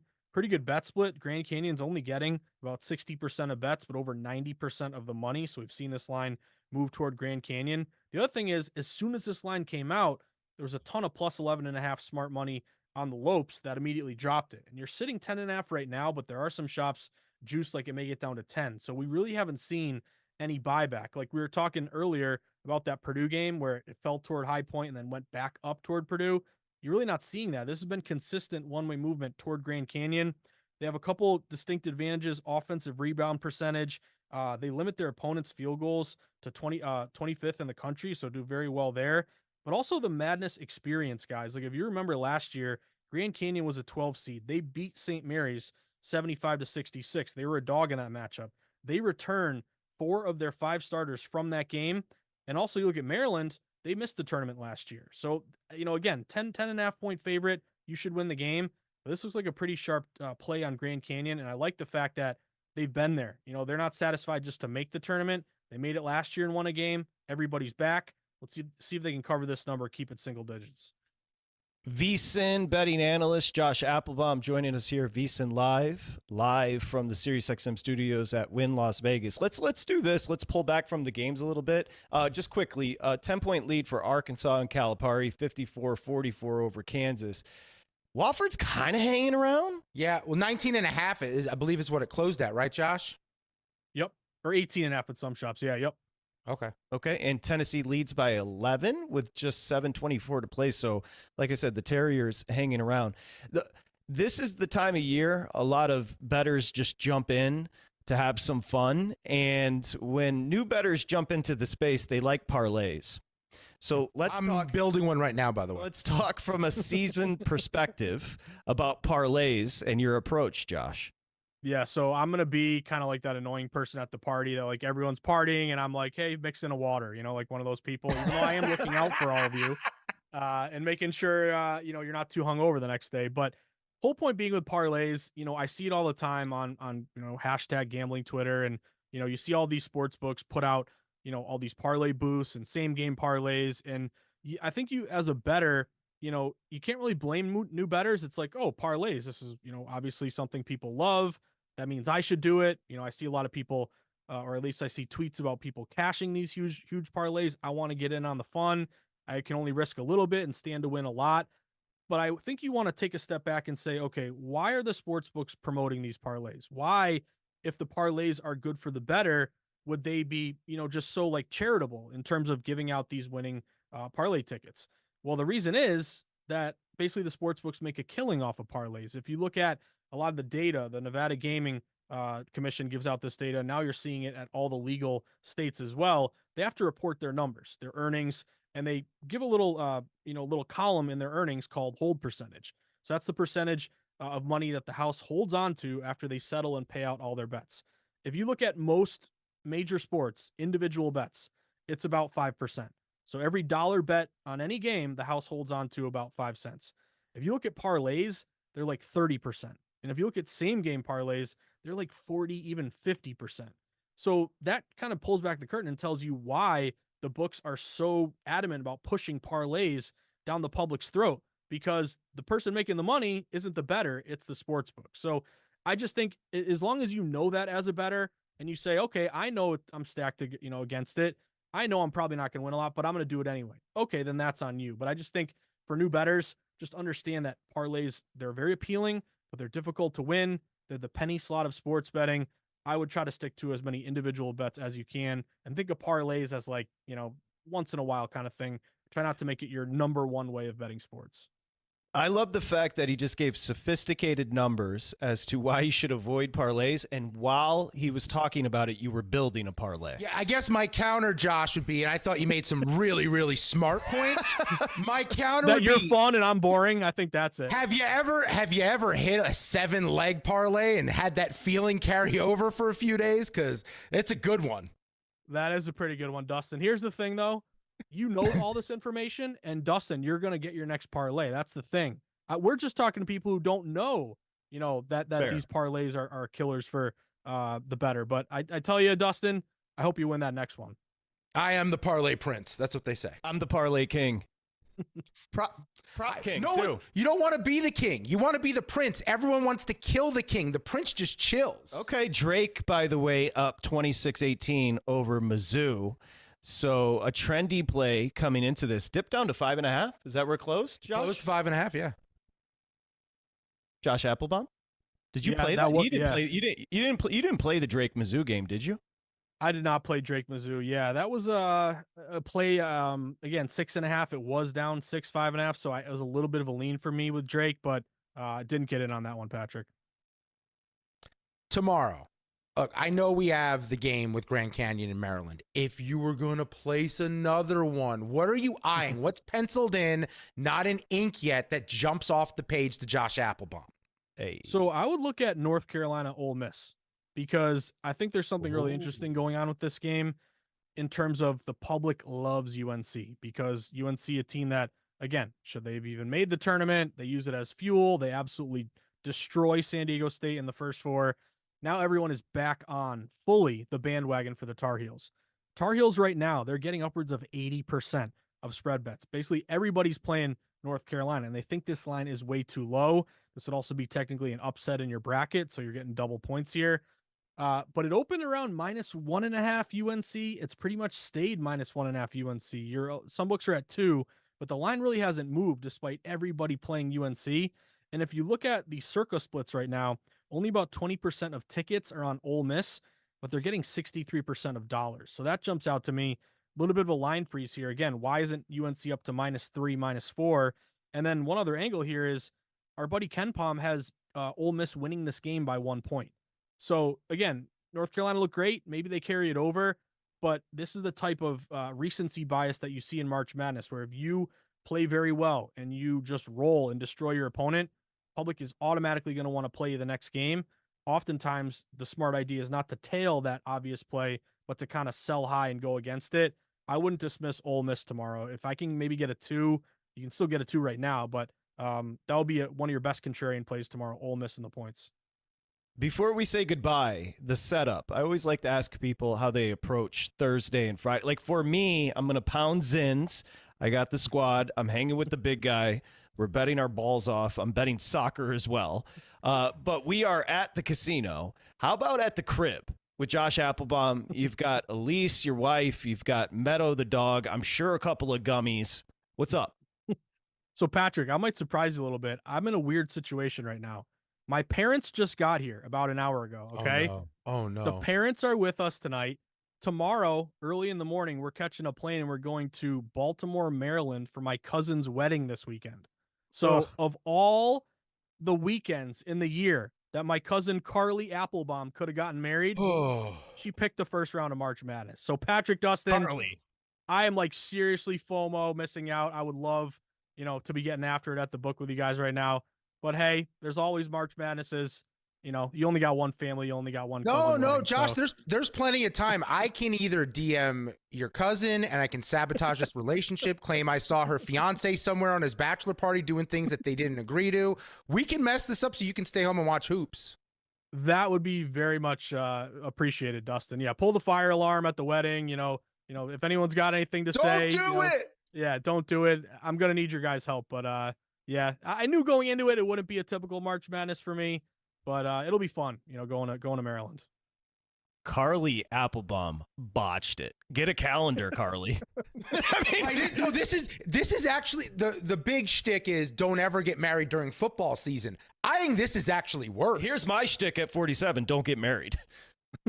You're going to get married. You're going to get married. Yeah, it's going to be in Latin America. It's not going to really count as a legal marriage. So if you do get divorced, they can't actually take anything. I am moving to Latin America. It's going to be Colombia is a 1 seed. Rio de Janeiro is a 1 seed. That's a city. Brazil is a 1 seed. And what was my other 2 1 seeds? Peru. And Argentina. Too many Germans. There was a lot of Costa Rica talk at the end. Bottom line, Josh, I'm into Latinas. I don't blame you, man. I am too. I can tell you that 100%. Well, betting splits. By the way, hey, you didn't follow your own betting splits there. The movie of the year, Honora, by the way, real quick. No. Honora. You haven't seen it yet? It's a porn. It's amazing. That's porn. They get married in Vegas, though. Did you know that I don't know if this is true or not, you cannot annul a marriage if it's in Vegas in a different state? Maybe that was some, you got to go back to the state? No, you got to go. That makes sense. So. You got to go back to the state where you legally signed the contract. Is that true? I'm just making it up. Yeah, me too. I could tell. The look in your eye, it was total lies. It felt like I nailed it, so I was pleased. But you are a pathological liar. Well, but if you believe your own lies, it's not a lie. Exactly. Well, listen, weird ending to the spot, talking Latinas and best movies of the year. But Josh, good luck with the bets. Quickly, I'll let you know, Josh, Kansas crawling back into it, down 6. Drake up 28-22 over Mizzou. Texas A&M up 11 over Yale. And right now, Tennessee, so 15 for Tennessee, up over the Wofford Terriers. Josh, and safe travels, I should say, and enjoy the wedding. And good luck with your bets. Thanks, guys. Yeah, I'll find a way to, watch games on my phone in the bathroom or something. Okay. That sounds disrespectful, but I'm down with it.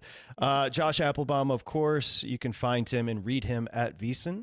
All Systems Go is the podcast. Jonathan Von Tobel, we can let him in if we don't yet. There he is. Josh, thank you, buddy. Appreciate it. Thanks, guys.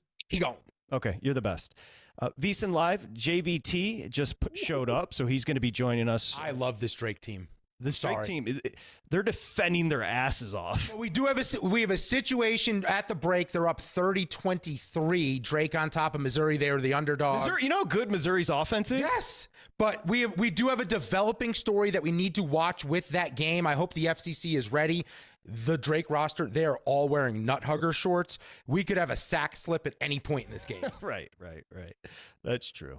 We could have one at the booth as well, at the desk. VSiN Live on YouTube if you'd like to follow along. Get involved in the chat as well. Remember, you can go to VSiN.com right now and sign up. Become a VSiN Pro. This is the best time to become a VSiN Pro because you're going to get all these plays for March Madness. And on top of that, you got golf, you've got the NBA, everything, NHL.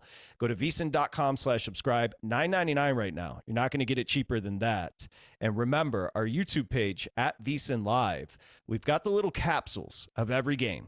So if there's any trepidation about approaching a game, you just hit the game, 60 to 90 seconds, succinct, and you're ready to go. When we come back, Jonathan Von Tobel joins, and we'll update you on the late games as well.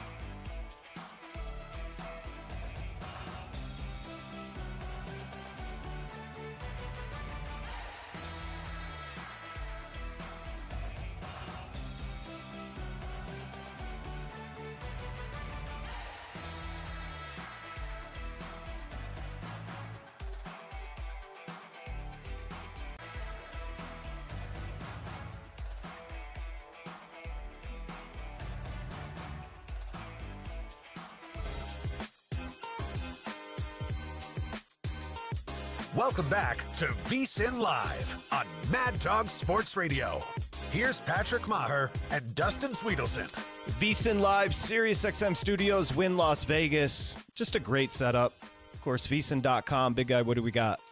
Hear every game of the men's NCAA tournament on SiriusXM channels 208 through 211 or 201 through 204. Plus, get reaction and expert analysis on College Sports Radio, Channel 84, and Mad Dog Sports Radio right here, Channel 82. For a complete schedule of games and channel numbers, go to SiriusXM.com/sports or search March Madness on the SiriusXM app. Okay, Donkey. Now, for our next guest, who's just a friend, really, we're going to have to do the bald spot camera at some point. It was incredible. Jonathan Von Tobel joins us in studio here at the Wynn Las Vegas studios. Of course, VSiN host from the jump, from the inception. Were you like employee number 3 hired at VSiN? I probably around there. I just remember being brought in. So Matt Humans, it was actually during Deshaun Watson's national championship game. So whatever year that was that they won. So not during a massage, guy. Yeah, correct. And Humans, very not sober at a bar locally, comes up to me and says, I got a job for you. And I was like, all right. And at that point, to give people some backstory, I started my producing career for Matt Humans. I was on the Las Vegas Sports Line out here locally, and then I was taken from him to be put on Afternoon Drive because I'm just that good. And Humans was not happy about that. So when they started VSiN, I think Humans was already employed. They already had quite a few people, and they needed a producer. So they bring me in, and they had all they had it all blocked out at the South Point. And I walk in, I'm like, what is this? And I meet Vinny Maiulo, Brent, Brian, and they were in desperate need of somebody. And it's funny because they probably could have hired somebody who was way more qualified than me. What were you, 22? I was like 23 or 24. I had been a producer for maybe 2 years of like radio, like afternoon drive radio, and just started covering UNLV basketball. But they were so desperate for somebody, and I was like, I'll do whatever you need me to do. And then they go, you're producing Brett Musburger. Correct. Yeah. And then you're hosting with Michael Lombardi 10 minutes later. Yeah. Well, that was a few years. That was a couple of years later. But you're a Vegas kid. You grew up out here. 2005, this property's built. Do you remember like how big a deal it was when the Wynn popped up? Oh yeah, it was a really big deal. I mean, because obviously you're adding another property, the name behind it as well, and then of course right after that, and then like I don't know how much later, but you get Encore and everything. But this has always been one of the best properties around the Strip. It's been absolutely fantastic. It really I think does cater to everybody, but it gives you the sense of catering to a higher. I feel important when I come in here. You feel like you're things. a better person. And you're dressed for it today too. Yes, very very much so. With my minor league Montgomery. What's that? Montgomery Biscuits? So it's Montgomery Biscuits, but it's their alternate logo, the Montgomery Kimchi. That's great. I love it. I love and we give credit. We mentioned Jonathan been here since essentially the inception of VSiN. Now, during, of course, the NCAA tournament, we were doing a live broadcast from the Wynn. We've got broadcasts going on down the street at Circa. So tremendous job by VSiN, the Sports Betting Network, as we do continue to broadcast live on Mad Dog Sports Radio. It is VSiN Live on YouTube as well. So, from earlier today, McNeese over here, and that's essentially it. Yeah. Right? As far as upsets or surprises, what else stood out to you? I mean, not to bag on everybody, but it's always funny when the very popular side ends up going down, and with relative ease. Purdue and High Point really did stick out, because one of the reasons why was the narrative of everybody coming in on High Point. When we were on the air on Sunday, me and Tim, for the opening lines, that opened 10.5, got as low as 7.5 in some spots. Total got bet up as well. So, of course, Purdue and under come in. Yep. But I thought what really stuck out was maybe it was because you're playing a lesser opponent. Purdue didn't look terrible on defense. This is one of the worst, if not the worst, 2-point defenses in the field. Right. They're an awful rim protection team, and that was a team that was staying in front of their guys and not really giving up a ton, to the point where Mike Palm and I were asking, why aren't they going to the hole more? Like, this is the whole point. You should be trying to do this against Purdue, but ultimately they settled for a lot of threes, and I thought a lot of it had to do with Purdue. So it's the result betting-wise, but it's also the fact that I thought Purdue looked kind of okay for a team that we were all crapping on coming into it. Well, didn't McCall say he liked Purdue? He did. Sweet 16. He liked their guard play a lot, and aren't we all trying to go to the hole as much as possible? Real quick, the Circa College Hoops Challenge. You're in the mix to win this thing. Maybe explain it to the audience what it is, or today's not going well? Well, the start did not go so well. I've got this whole late window. I've got everything, so we'll see how it goes. But there is 15 of us, if I remember correctly. We make picks against the spread in college basketball. It started 5 weeks ago. We only did Saturdays. It's a very limited sample size, so, because you have to have the lines. It has to be uniform lines, all those sort of things. So we do Saturday lines. and I am tied for third coming into today. You're 7th now. Am I 7th? Yeah, we get live standings, so we'll see. I think I'm 0-2 today in the contest standings. Did I have them here right? I might be 0-3. Let me see. It's 12 selections for this round, just to be sure. And then we have to put them in again for 0-2. Yeah, 0-2. I'm about to go 0-3 right now because I have what's the winner win? How much? We get $1,000 comp to either the pool or to Barry's, the steakhouse over there. Oh, nice. Yeah. That's $1,000. I mean, I'm awaiting the invite. Did you have Creighton boat racing Louisville? No, I did not. That was one of my actual bets. I bet Louisville money line earlier today, just to have some action in the morning one, and that did not go well. And you're right, like, dude, they hit every shot. Yeah, they hit every shot. I mean, Creighton looked dangerous. You also have a futures from a blackjack tournament on Auburn. That's my thing. Yeah, it's how much to win, how much. Any concern about Creighton messing that up? No, we're all in on Auburn here, buddy. $8,000 free roll on plus 340, something like that. That's it for Auburn. Did we go over how he landed on it? Let's talk about it. So the story goes, you finished where in the blackjack tournament? So the way it was, I was actually really high up throughout all of the rounds. So it's 4 rounds, 21 hands. And you're not really like a blackjack guy, right? No, I mean, like I like blackjack and know how to play it, but like I'm not, I'll play somewhat unconventionally at times. So anyway, long story short, I am in second place on the final hand of the final round. However, the way it's set up is there's 4 different tables. I'm on the first table because I'm in the top 2. So it's sorted by where you're at in the standings. Well, they announce it after every 5 hands where everybody's at. Well, the final table, one guy who was at $0 and in last place was up to $35,000 in the final round. Whoa. So I'm kind of doing math on the fly, and I'm thinking, okay, Mitch had just surpassed me, I think, by like a couple $100. I don't know where that guy was going to go, but you knew he was going to go hard because he's been doing it the whole time. So I'm like, all right, let's just play this last hand. So I max out the last hand, 5,000 chips. Put it in, and I end up losing that hand, which was tough. Mitch, I would have beaten him out if I hadn't played anything. If I would have just thrown down 100 chip, the guy at the last table busted out, so I would have finished third and been fine. Yeah. So anyway, so I finished 5th, and then the way it works is we do a draft. So just like you think, first, second, third. If a team's off the board, you can't take it. It was the same night or the same day as Alabama-Auburn. If you remember, Auburn lost in overtime. Mark Sears hits a nice little floater to win the game in OT. The guy who finished first had instructed his proxy, if Auburn loses this game, take Duke. So they lose in overtime. So he takes Duke. Auburn then slides down to me at 5th. The guy in front of me took Texas Tech. So I was sitting there. My plan was actually to take Florida, but Mitch Moss took my idea. So I was sitting there, and I didn't think I was going to get the number 1 overall seed falling into my lap at 5. So I was like, screw it, let's go. What number? Plus 340, and it's $8,000 free roll. So it's like $35K. Yeah, it's like $35,000 on a free roll potentially. Dude, I'm he's got the number 1 overall seed. But the incredible part is, our wonderful March Mania betting guide, and you can go to VSiN.com and check it out. It's tremendous. It helped me a lot today. But so if you pull it up, we have about 28 of us that were polled. Final 4 champion. I'm the only one that picked Auburn to win. Whoa! What? I'm the only one. There is the number 1 overall seed. I have I keep making the joke. I had the audacity to pick Auburn here.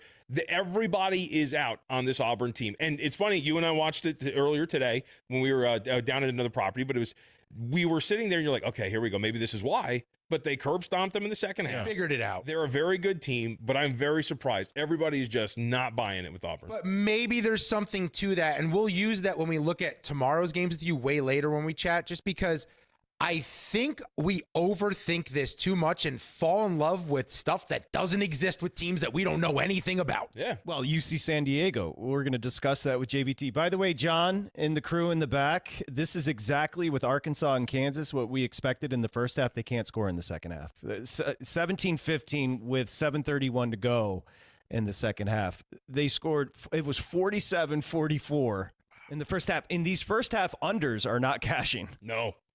I mean, I think it's calmed down a little bit, but for the tournament, what are we talking, like 10 of them have gone over? Yeah. If you include the first four. Early on, it was like every single one. Yes. It like started off 8-1 or 9-1 or something. Yeah. Did it really? Yeah. To the over? Yeah. Market adjusted, unlike NFL season where the market never adjusted properly. I guess those sight lines Right. ... Yeah. I mean, or maybe there's a reason why you use the trend since 2011 and not, like a larger sample size that would tell you it's all just random data and you can't really do that. 35. I'm pulling for 35K. I mean, it changes family. life. That's a game changer. I mean, look, I can dream. Can you imagine if I win the Circuit College Hoops Challenge and Auburn wins the title? I mean, what a march for me. Well, hold on. If the IRS is listening, it's actually only like 3,500. Yeah, it's there not you go. 35,000. If the IRS is listening. Let's get the second half number with Drake and Mizzou. Drake up 30-23. Think about that. That Drake defense is ridiculous because Missouri's offense is awesome. They scored 23 in the first half against Drake. Do you have a second half number? Mizzou is laying 4 and a hook. 69.5 is your total. There was a brief moment where Mizzou really cut this lead down, I believe, to like 2 or 3. Drake then extended it right before the half. They're up 30-23. Drake plus 4.5 intrigues me because I just think they're going to be intense in the limited possessions with the pace they play. That would be the lean there, taking Drake in the points. What's Missouri shooting from 3? They were getting out rebounded earlier. Let me pull up that They're box going to get out rebounded. So I have Drake for the contest and in a bet as well. Okay. One of the things that really stuck out, Missouri stinks at defensive rebounding, and this Drake team is a great offensive rebounding team, one of the best in the field. So they're getting out rebounded 14-12 right now. It was a lot worse earlier. Mizzou's only shooting 25% from 3. They're 2 of 8. Yeah. Drake 50% from 3. Drake with a ton of assists, but that's what they do with possession. Dude, they hold on to it. They shoot the ball really well. They play at a slow pace. As we talk about all the time, when you want somebody to pull off an upset, play slow it down and shoot a lot of threes, and that's what Drake can do. Mr. Mountain West is Jonathan Von Tobel. When we come back, that's the next one to tip with Utah State and UCLA. We'll get into that matchup, and we do have to discuss. It sounded like Coach is all over Michigan. Yeah, I think he thought the physicality and the size. And what's the score in this A&M game? I think that plays a role. It's kind of similar where one team's battle tested. Yeah, A&M's up 54-45 right now. I'm nervous because I've been on San Diego for a while, but we'll stick with the pick at plus 2.5. Well, it is down to 2 with Michigan laying it against UC San Diego, who everybody's watched this year. No chance. We continue VSiN Live on YouTube, of course. This is VSiN Live, Mad Dog Sports Radio. Jonathan Von Tobel in studio. And we'll be back with not only UC San Diego, Michigan, you got NC Wilmington, Texas Tech, and more. Thank you, Jacob. Appreciate that. Oh, don't forget the Discord, the family bets. Let's go. We're back. Ooh.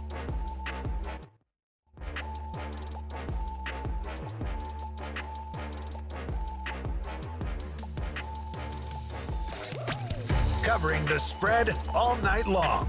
This is VSiN Live on Mad Dog Sports Radio.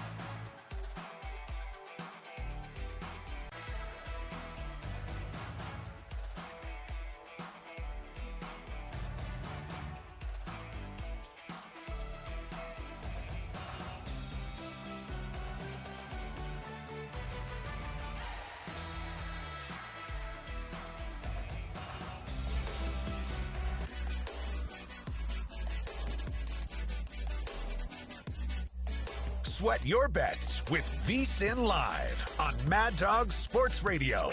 Here's Patrick Maher and Dustin Swedelson. VSiN Live, SiriusXM Studios at the Wynn, Las Vegas. Jeremiah, so accommodating. John, thank you. Antoine, Brian, the whole crew here have been so hospitable. And this is a gorgeous property. We are, of course, VSiN, the Sports Betting Network here on Mad Dog Sports Radio. Dustin Swedelson, I'm Patrick Maher. But, of course, VSiN live programming over at Circa as well. So the first day of the tournament going off swimmingly. Maybe, what did John say? Sharp traps. Lots of sharp traps today. A square party. I just think we all get too cute. Myself leading the charge there of convincing myself that High Point's going to hang with Purdue. Mm-hmm. These teams that I don't watch just because I pulled up the KenPom numbers. I'm like, oh, they shoot the three well. They defend this. They do this with offensive efficiency. I don't know what factors into offensive efficiency. I don't. Jonathan Von Tobel is joining us in studio, of course, VSiN host. Would you like to tell him? I mean, it's just how much points you score per possession or per 100 possessions. Why don't they just call it that? They do. It's so confusing. There's just different terms for it. Points per possession, points per 100 possessions, offensive efficiency. I just think we could have just made this one phrase instead of having multiple options for it. Offensive efficiency. Yeah, it is one phrase. He's stuck now. You can see the pinwheel. He's trying to come up with something derogatory to say because he's I'm stuck. thinking about how my head's having issues while I have the bald spot on top. I'm just more curious. I mean, I think the High Point point does make some sense, but what were the other traps? I mean, for the most part, there haven't been that many popular ones yet. People were betting Louisville. Louisville was the one everyone was kind was of a big on. one. Okay. And then in the contest, we had quite a few guys on Creighton, I think. Okay, fair enough. Yeah. And I guess the lesson is with McNeese, we were just a year early last year. Everyone was on McNeese a year ago, and they pull it off this year against Clemson. You and me were watching that game. Yeah. I looked up from my computer, and I said, hold on, that's halftime? Clemson has 13. They came back and made it a game, but Will Wade moving on to the next round. No, but they're distracted. I mean, that's the other dumb part about this. I think it motivated them. I like the way Will Wade, we played the clip on the show. He handled it like it's a business. He's a professional. And he's taking the kids with him to NC State. Well, that's the other part, too, is like if you're good enough, you're going with him. Yeah, of course. He's got to implement his program somehow. Yeah. Well, he handled it the right way. And they can't tap his phone lines again to find other players. That's very true. And potentially McCollum onto Iowa and his Drake team right now as we kick off the second half. Drake's up 30-23 over Mizzou. I heard a lot of people talking about how good this Mizzou team was coming in. And right now, Drake up 7, 19 to play. All right, let's talk Mountain West with Utah State, UCLA. Is it 5.5 still? Let's see. We are looking at 5.5 total, 144.5. I did bet the under 144.5. Okay. Anything? Yeah, in our contest, I laid 4.5 with the UCLA against Utah State. Now, this is not the anti-Mountain West thing because I am pro-Mountain West, especially with the top two teams, which we can talk about in New Mexico and Colorado City if you want at some point. But with Utah State, I think they're a team that's been living a little bit on borrowed time down the stretch. If you look at their recent performances, there's some really ugly games. Went out to Boise State, got smoked. Went out to Fort Collins at Moby and got absolutely annihilated by Colorado State. Got drummed up by them again in the Mountain West Conference tournament. I think this is a team that has very much exceeded expectations, but when they have hit the wall of facing a legitimate opponent, and Colorado State is a legitimate opponent. Last 10 games, they've won all 10 of them. They're playing at the top 8 level, according to Bartorvik. I think that they're just a step below, and I think UCLA is going to give them a really tough time. So I think, to put it bluntly, Aggies are frauds, and I think we're going to find out tonight. How about a Mountain West game tomorrow? Mountain West team, Colorado State's. They're the favorite. They're going to beat. They're going to beat. There are one bid stealer, right? And they're taking on Memphis. They're laying 1.5. 146.5 is the total. Do you think what we've seen of them of late, where they've gotten really hot when it matters, is it legitimate and can it carry over against Memphis? I think so. They have an NBA player. First off, you're not familiar with the roster. Nick Clifford's great. I think he's going to play minutes in the association and be a good player. Really long arms, wingspan, can stuff the stat sheet. Right, points, rebounds, assists, can do it all. They are a very well coached team. They have a coaching edge. Nico Medved is one of the better coaches in the field. I believe he's going to leave for Minnesota whenever this is said and done. But he is one of the best coaches. He's terrorized the Mountain West for a while. As I mentioned, if you go over this 10-game winning streak they've been on since February 15th, top 10 team in the country. If you just go back to the start of February, they're a top 25 team in the country. I think they have everything you need to, at the very least, pull off this win against Memphis. I've really believed him. You know, I was on him to win. I think I was on with you guys. Told you, like, I was on them to win the Mountain West Conference Plus tournament. 750, something plus like 425. that? It wasn't too big like that. But they're a team. And look, I mean, I'm not the only one. The market respects them. Market them opened up about 3 at some spots on Sunday when we were on the air. And maybe that's a bridge too far. Injury concerns for Memphis, but I believe in MedMed. I believe in Colorado State, and I think we'll learn too that the whole conference narrative around some of these, maybe it's a little short-sighted to say the Mountain West stinks as a whole. Yeah, I believe the children are our future. Go ahead. The Johnnies, what is it, 19.5? Yeah, it's a big number. Let's see. St. John's, I have to scroll back up to today. 18.5 against Omaha. Yeah. Omaha. 149.5 total. How much do you believe in St. John's? To an extent, for the contest, I laid 17.5. They're actually my best bet for the contest this round. We get an extra half point if we hit it. But I believe in them. They're one of the best. Actually, I think they're literally the best defense now by adjusted defensive efficiency at this point right now. Not points per possession. I'll use efficiency. Thank you. So if you play at that level, you're going to be really good. They supplement their crappy three-point shooting by forcing turnovers, getting out and running, generating second chance opportunities by rebounding. So it's not the worst thing in the world that they can't shoot the ball particularly well. A la Michigan State. Michigan State's very similar in that regard too. So I believe in them. Now, would I be shocked if they go and they lose to, I think Florida's in their bracket, correct? Yeah. Right? So if they play Florida, a team that can defend like them but can also play offense in 2025, and they lose, I don't think I'd be shocked, but I would be surprised if they lose this weekend, and I think they should at the very least be pushing for an Elite Eight Final Four. More likely in the West to take down Florida, who you've been on for a while, and it's the team a lot of bettors, people who like the numbers. They've liked the Gators for a little bit here. In that same area, you've got St. John's, you've also have Texas Tech. Which team do you think is tougher for Florida to deal with? I mean, Texas Tech's had injury issues all year long. Totally. So that's one of the things that I have this concern. I understand the love for Texas Tech to an extent, but guys have been in and out of the lineup. In one of their Big 12 in the Big 12 champion or Big 12 tournament when they played Arizona, minutes before you're scratching players, guys aren't fully healthy. I think that's a real concern for Texas Tech. So I would say St. John's. Especially when you have a coach like Pitino, to give him credit. He has been there. He has done that. He's got the crappy Louisville tattoo on him for a reason, because they went out and did what they did. And then beeline. He did, right. He's done a great job. So ridiculous. I think that if you're giving me those two choices, I would go St. John's. That was a great game. Michigan, Louisville in the final was a Whatever happened to Mitch McGarry? Yeah. What happened to Beeline? He just retired. Huh? Beeline was a coach back. No, remember, he went to Cleveland. He got accused of racism. Right. Accused of racism. That was he's such a college guy. To go to the pros was weird. Yep. Got to get the bag when you can. Well, let's talk UC San Diego and Michigan. It's starting to become a situation where I'm like, why aren't we just hammering Michigan? I'm scared. It's down to very scared. It's down to 2. So it depends on who you talk to, right?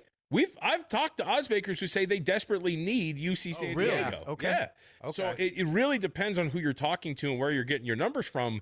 If you talk to certain odds makers, Michigan is shaping up to be the dreaded public side. I think a lot of people are looking at that and going, dude, I get the Big Ten champ against a team that you said I haven't watched a second of. No. And I only need them to win by a possession. This seems pretty easy. Yeah. But I think one of the things about Michigan, I really like UC San Diego. I have a bet on them. I use them in the contest as well. There's two things that really work in favor for UC San Diego. The one thing is the turnover battle. Michigan is awful. So loose. They are 339th in the country in offensive turnover rate. And when you play through two bigs, it's going to happen. UC San Diego is a top 20 team in terms of forcing turnovers on defense. So that's going to work in their favor. I'm going to get an underdog and willing to bet that's going to get more possessions here. I think that's a really big deal. You're forcing turnovers. You take care of the ball. You're going to make the most of that. Again, going back to what we talked about, slow pace, high rate of threes, good three-point shooting team. That's UC San Diego too. And I'm sorry, but dude, Michigan's been getting away with murder. Yeah. They're 11-4 in their last 15 games with a negative 24-point differential. These frauds are going to get cooked at some point. And I just keep thinking about the Michigan State game, where Michigan State doesn't have a ton of size, but what they did was they turned them over, they ran in transition, and all of a sudden the Wolverines looked up. They were in quicksand. You're talking about the one in Ann Arbor, right? Yes. Humans and I were at the desk together. I had Michigan State in that game, and I made the case for them, and it was kind of tight, and then you realize, you blink, and it's like, oh, no, it's a double-digit game here in the second half. Can UC San Diego handle the bigs, the two? I mean, yeah, because what you're going to do is you're going to throw two bodies at them, and they can't pass out of the post for some reason when there's two guys there, and all of a sudden it's a turnover and you're running the other way. So I think so. I think you're going to be perfectly fine being able to handle What do we got? 9-point lead for Drake. Drake is, and we have a developing situation as Self. We joke he's going to get his wish. He's going to get away from this team. They took a lead a couple minutes ago. Last time I looked Arkansas up. hit a big 3. 71-67. Arkansas, who is a 10 seed over a 7 seed in Kansas. Wait, is it Arkansas and St. John's next? Yeah, that would be the next match. Calipari and Patino. Hey, St. John's got to win the matchup. St. John's got to win.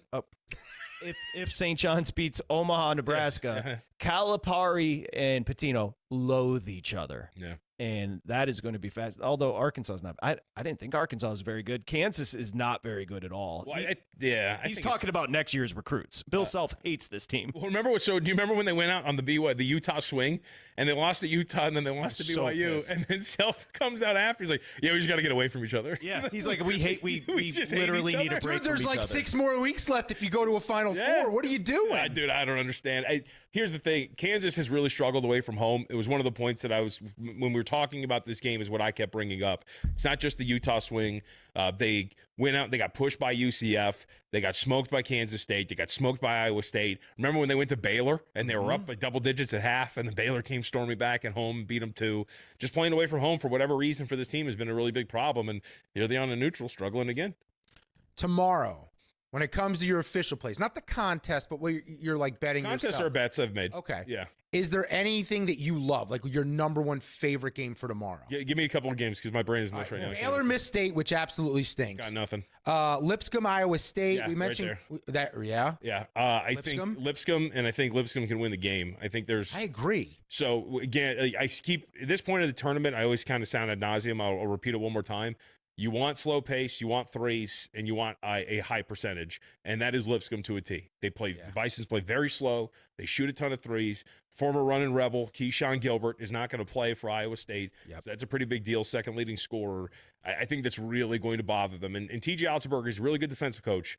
That offense stinks sometimes. They get grounded. Weird games this year. Yeah, really weird. Unless they're hitting a ton of threes. If you remember, Arizona went out there a couple of weeks ago, and it was a big revenge spot. Because remember, they lost that weird game out there in Tucson or wherever they play. Yep. And they hit a million threes, but they almost blew it. Like they were actually letting them back into it. I actually think Lipscomb's going to give them a ton of problems. They lost their senior point guard. Yeah, and everything JVT just said, Greg Campy, when we had him on the show, Oakland head coach, he literally said that's the formula. He said they are more talented, so you have to limit the possessions. You cannot try and run with them. Slow it down and hit your threes, and that is the equalizer. It's what he did to Kentucky last year. Yep. It's him and Jack Golke. They ground it to dust. It's an all-timer. Yeah. They had like 59 possessions in the game, and every shot was from deep, and that's exactly how they beat him. Did Golke go? He's in the G League. He's in the G League. He is? No, I thought he was playing overseas. I know he's playing overseas. You have to double check, because I know he's playing with the Bucks G League team for a little bit. The if I remember correctly. The 10-7 matchup tomorrow is interesting to me. I've watched Vandy a couple times. I wasn't crazy. He's a Piston. He's in the G League for the Pistons. Should have known. Should have known. How do you not know that? Yeah. He's 25 years old. I was not overly from Oakland, California. That didn't know. Overly impressed with Vandy. Real quick. He jokes about that. Oakland. The first time I booked Greg Campy for the show, I was panicking. We were out here doing shows for VSiN. We were just at Mad Dog at the time, and I was like, we should add a guest or two. Yeah. And I just happened to have his number. I don't know how or why. And I texted him, told Patrick, Greg Campy's coming on the show. He said, great, he's a legend. I'm like, oh, he must be really good. Didn't know who he was. Thought it was the Oakland, California head coach. We get him on the air, and Patrick goes, Coach, you're speaking to an Oakland University graduate. I actually walked across the stage. He named the street.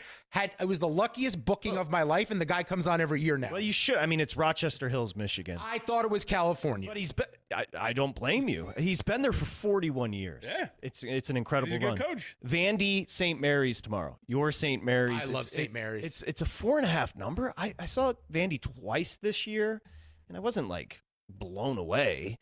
St. Mary's has a ton of foreign kids. This is the example. Drake, Missouri is the example. Middle SEC, bottom SEC team versus a mid-major that can defend on the perimeter that's going to limit possessions. It's the same thing. Thoughts? Yeah. I mean, you really want that more when you're the underdog as opposed to the favorite. And, I mean, it's a bad taste in my mouth, but we have two recent examples. St. Mary's has lost 2 games since just like the middle of December. And in both of those games, I think they are combined, you can check my math on this, 1 of 32 from 3. Yeah. That's the Houston Rockets against Golden State in the postseason. Yeah. They missed like 28 straight threes. So go back to the West Coast Conference Championship game. They just played against Gonzaga. They were down like 20-7, somewhere in that range. They come back, but they can't hit water falling out of a boat from deep. That's kind of my worry, although statistically over the course of the whole season, they're a very good team. And I'm with you, Dustin. I bet St. Mary's in all 3 of the matchups against Gonzaga. You hit 2 of the 3. I think they're better than Gonzaga. They are. And look what Gonzaga did to Georgia today. Yep. I think there's a possibility they can just like suffocate the life out of Vandy. So do you think that Gonzaga has a chance to knock off Houston? I'm a Houston believer. Like, So am I. It's humans and I get in arguments about this all the time because I keep going back to, as we were talking to St. John's, I feel like if you believe in St. John's, you have to believe in Houston. They're a step up. Yes. They're like the senior team that St. John's because they can score. Maybe this reference will be lost on you guys. They are the second Pokemon evolution, right? Yeah, no, sorry. So St. John's is like Charmander, and Houston is like Charizard. That is the next evolutionary step because they can actually shoot and play offense consistently while defending at an extremely high level. I'm obsessed with what they did to BYU. I think I say Pokemon. Also, wasn't there a Cheeto that looked like a Pokemon that just got sold for like $800,000 or Yes, something it like looked that? like Charizard, yeah. Good God, I need to find a Cheeto. I eat enough Cheetos. I should be able to find something that looks like something. Yeah. It's valid. VSiN Live on YouTube. Of course, Jonathan Von Tobel joining us live in studio. Dustin Swedelson. I'm Patrick Maher of SiriusXM Studios at Wynn, Las Vegas. Thrilled to be here. Appreciate everybody's effort. Of course, Yale and Texas A&M right now. A&M, up 12. I need it. 4:58 to play. What do you have to cover? I need to cover 7.5, but I'm sweating out a 6-teamer where Wofford got there. I have Arkansas who's winning. I have Drake. The last 2 legs would be A&M covering. Well, that's pretty good. San Diego later and under 144 in UCLA game. By the way, Yale's your other sharp trap that you guys were talking about. Yes. If they don't cover, that was another one. Here was my thing about Yale. I understand what they did a year ago, and the Ivy League's always dangerous because these kids shoot well. This was a bad matchup for them because A&M's super physical, and they're all seniors. But on top of that, Yale beat Auburn last year because they had Danny Wolf. Yeah. He's now on Michigan. Feels like when your best player's no longer on the roster, that might be an issue the following year. I also feel like Texas A&M does have a short shelf life, though. I keep calling them a hockey team. They dump and chase. They're just chucking bricks and getting rebounds. And I hate watching Buzz Williams' team. Yeah. He also sweats through his shirts. He's a vest guy, right? Yeah. He is now a vest guy. The other Mountain West team we haven't discussed, that's a 10-7 matchup tomorrow. New Mexico, the 10, Marquette, the 7. Marquette's 3.5. I bet New Mexico. I'm going to believe in them, man. Patino. I think that they are a great team. And if people are going to go back to last year and remember that they lost by 21 to Clemson, this is a completely different team. Jamal Mashburn, Jalen House was on that team. Those guys are both gone. Donovan Dent was part of that team, but he obviously was not the player he is now.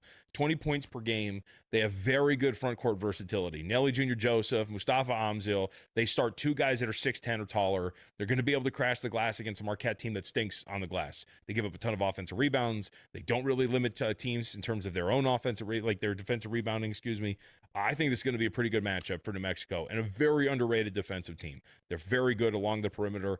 I think that they can beat Marquette. And Marquette's, the end of the year for Marquette wasn't particularly great, and they were all over the place. Yeah. Halfway through Big East play, they're getting pushed to overtime by DePaul themselves, down at halftime to that team, having to come back in the second half. There's some weird, embarrassing moments for them. The St. John's loss, everything was in their favor at home. To lose that game the way they did in overtime, I mean, that told you everything about where they were. What about I think that was the rematch of the Big East tournament, correct? When they were up. They were up. That was 1-2. We're on the air. You bet St. John's plus 4.5 because they're down about 22-7. They got curb stomped the rest of the way.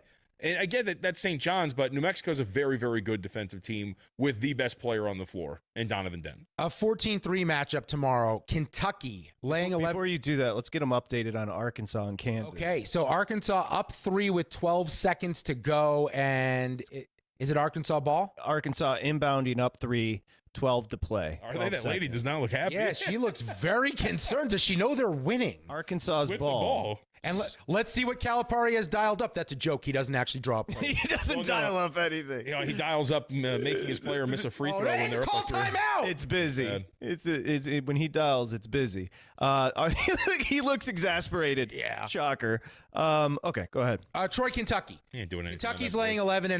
151.5 is the total. Mike Randall comes on our show weekly. I know you speak to him weekly on VSiN PrimeTime. He's great. On VSiN. He's all about Scott Cross. Scott Cross covers. SEC. He texts us every week. Scott Scott Cross covers. Also loves to add in the fact that the guy only recruits players willing to eat at Waffle House. What do you think about Troy and Kentucky? Is Troy live here? I bet Troy. It's one that I've kind of felt like out of love with as it's gone along. I haven't really heard much about it because, again, they fit the criteria. Yes. Slow pace, a lot of threes. But of the triumvirate, slow pace, a lot of threes, efficient from three. It's a different story. They're terrible. They take a lot of threes and they can't hit them. So if you get the upside of the variance there, I think that's really going to help you out. I don't think Kentucky's a particularly great defensive team. We've seen it at times. Obviously injured as well. And I believe Lamont Butler is going to play. But regardless, double check for me because he hasn't been fully healthy all year long.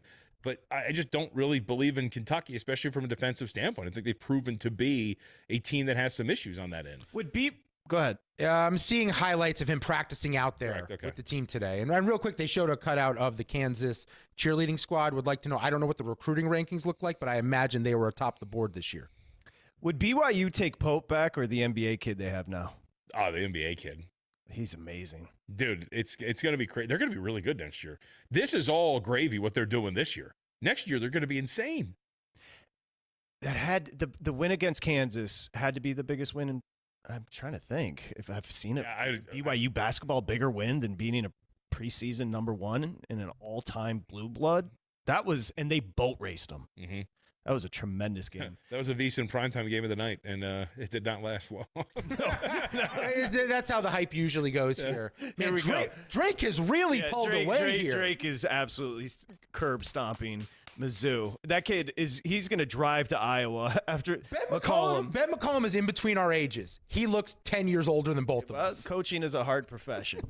Arkansas going to the stripe, up 3, 10.4 to play. Okay, Jonathan Von Tobel in studio.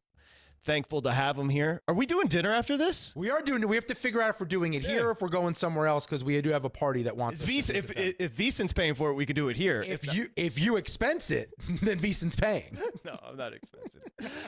You can find us. Live. You go on dog walks with Mason Plumlee. I figured you could take it.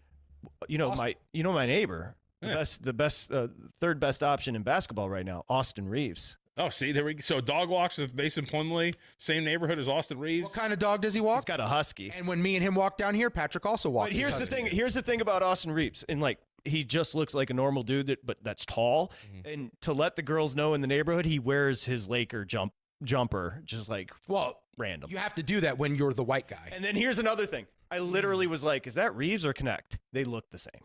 All of them do. There's no way. White people are identical. That might be all white people look the same. Might be the most racist thing you've ever said. Smell the same, too. I don't think Dalton Connect looks anything like Austin Reeves. I think they all look the same. Arkansas hit their 2 free throws, so 2.9. It's over. Bill Self is so Johnny. He's going to pop bottles in the locker room. He's ready for the season to end. Future UCLA head coach, Bill Self. Calipari with a big win. What'd that close? That was 5.5, I believe. 5 and no, got up to 5.5. It may have dipped back down right before close, but big win for Calipari, where he lost last year with a super talented Kentucky team, now winning with this Arkansas team that he put together on short notice in the offseason going over to Fayetteville.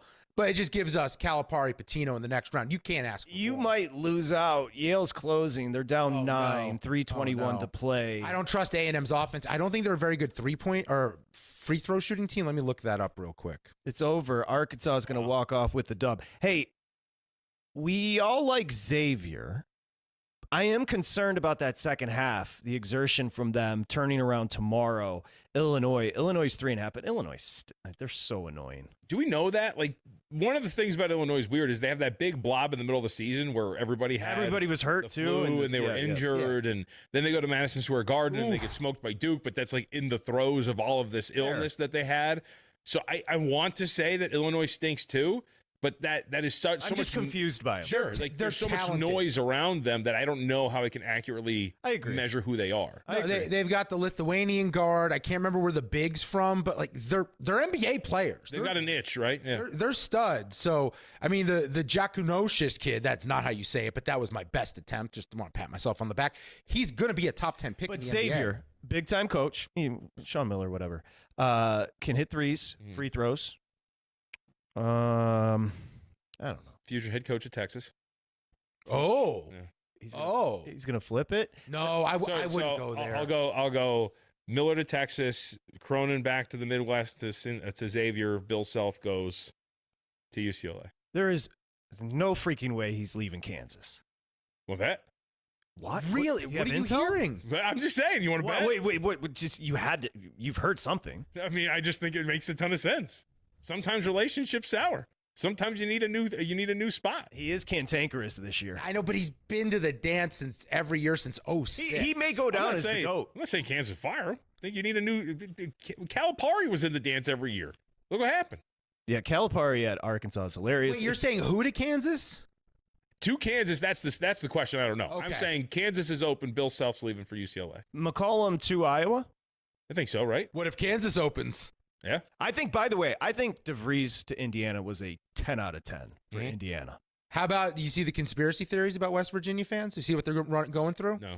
Finding clips of DeVries talking about his son getting hurt and them holding him back and waiting for the surgery, claiming he agreed to the Indiana job like months ago as soon as the kid got hurt. He's going to take his son It's with all him. been a conspiracy. He's hitting the ground running in Indiana. They're going to be legit. Yeah, I think they're going to be really good.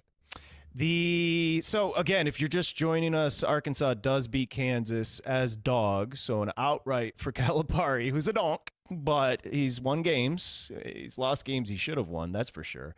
Utah State and UCLA, the future home for Bill Self, says Jonathan Von Tobel, tied at 6s to start with Utah State and UCLA, a 10-7 matchup. And former running rebel guard Deion Thomas, his future home. What are they going to do at head coach? That is not a basketball school. No, it's football school now. Yeah. Spreitzer said they were like 5,000 fans were showing up. It was pathetic. Do they have the money after paying Dan Mullen to pay for a stud head coach?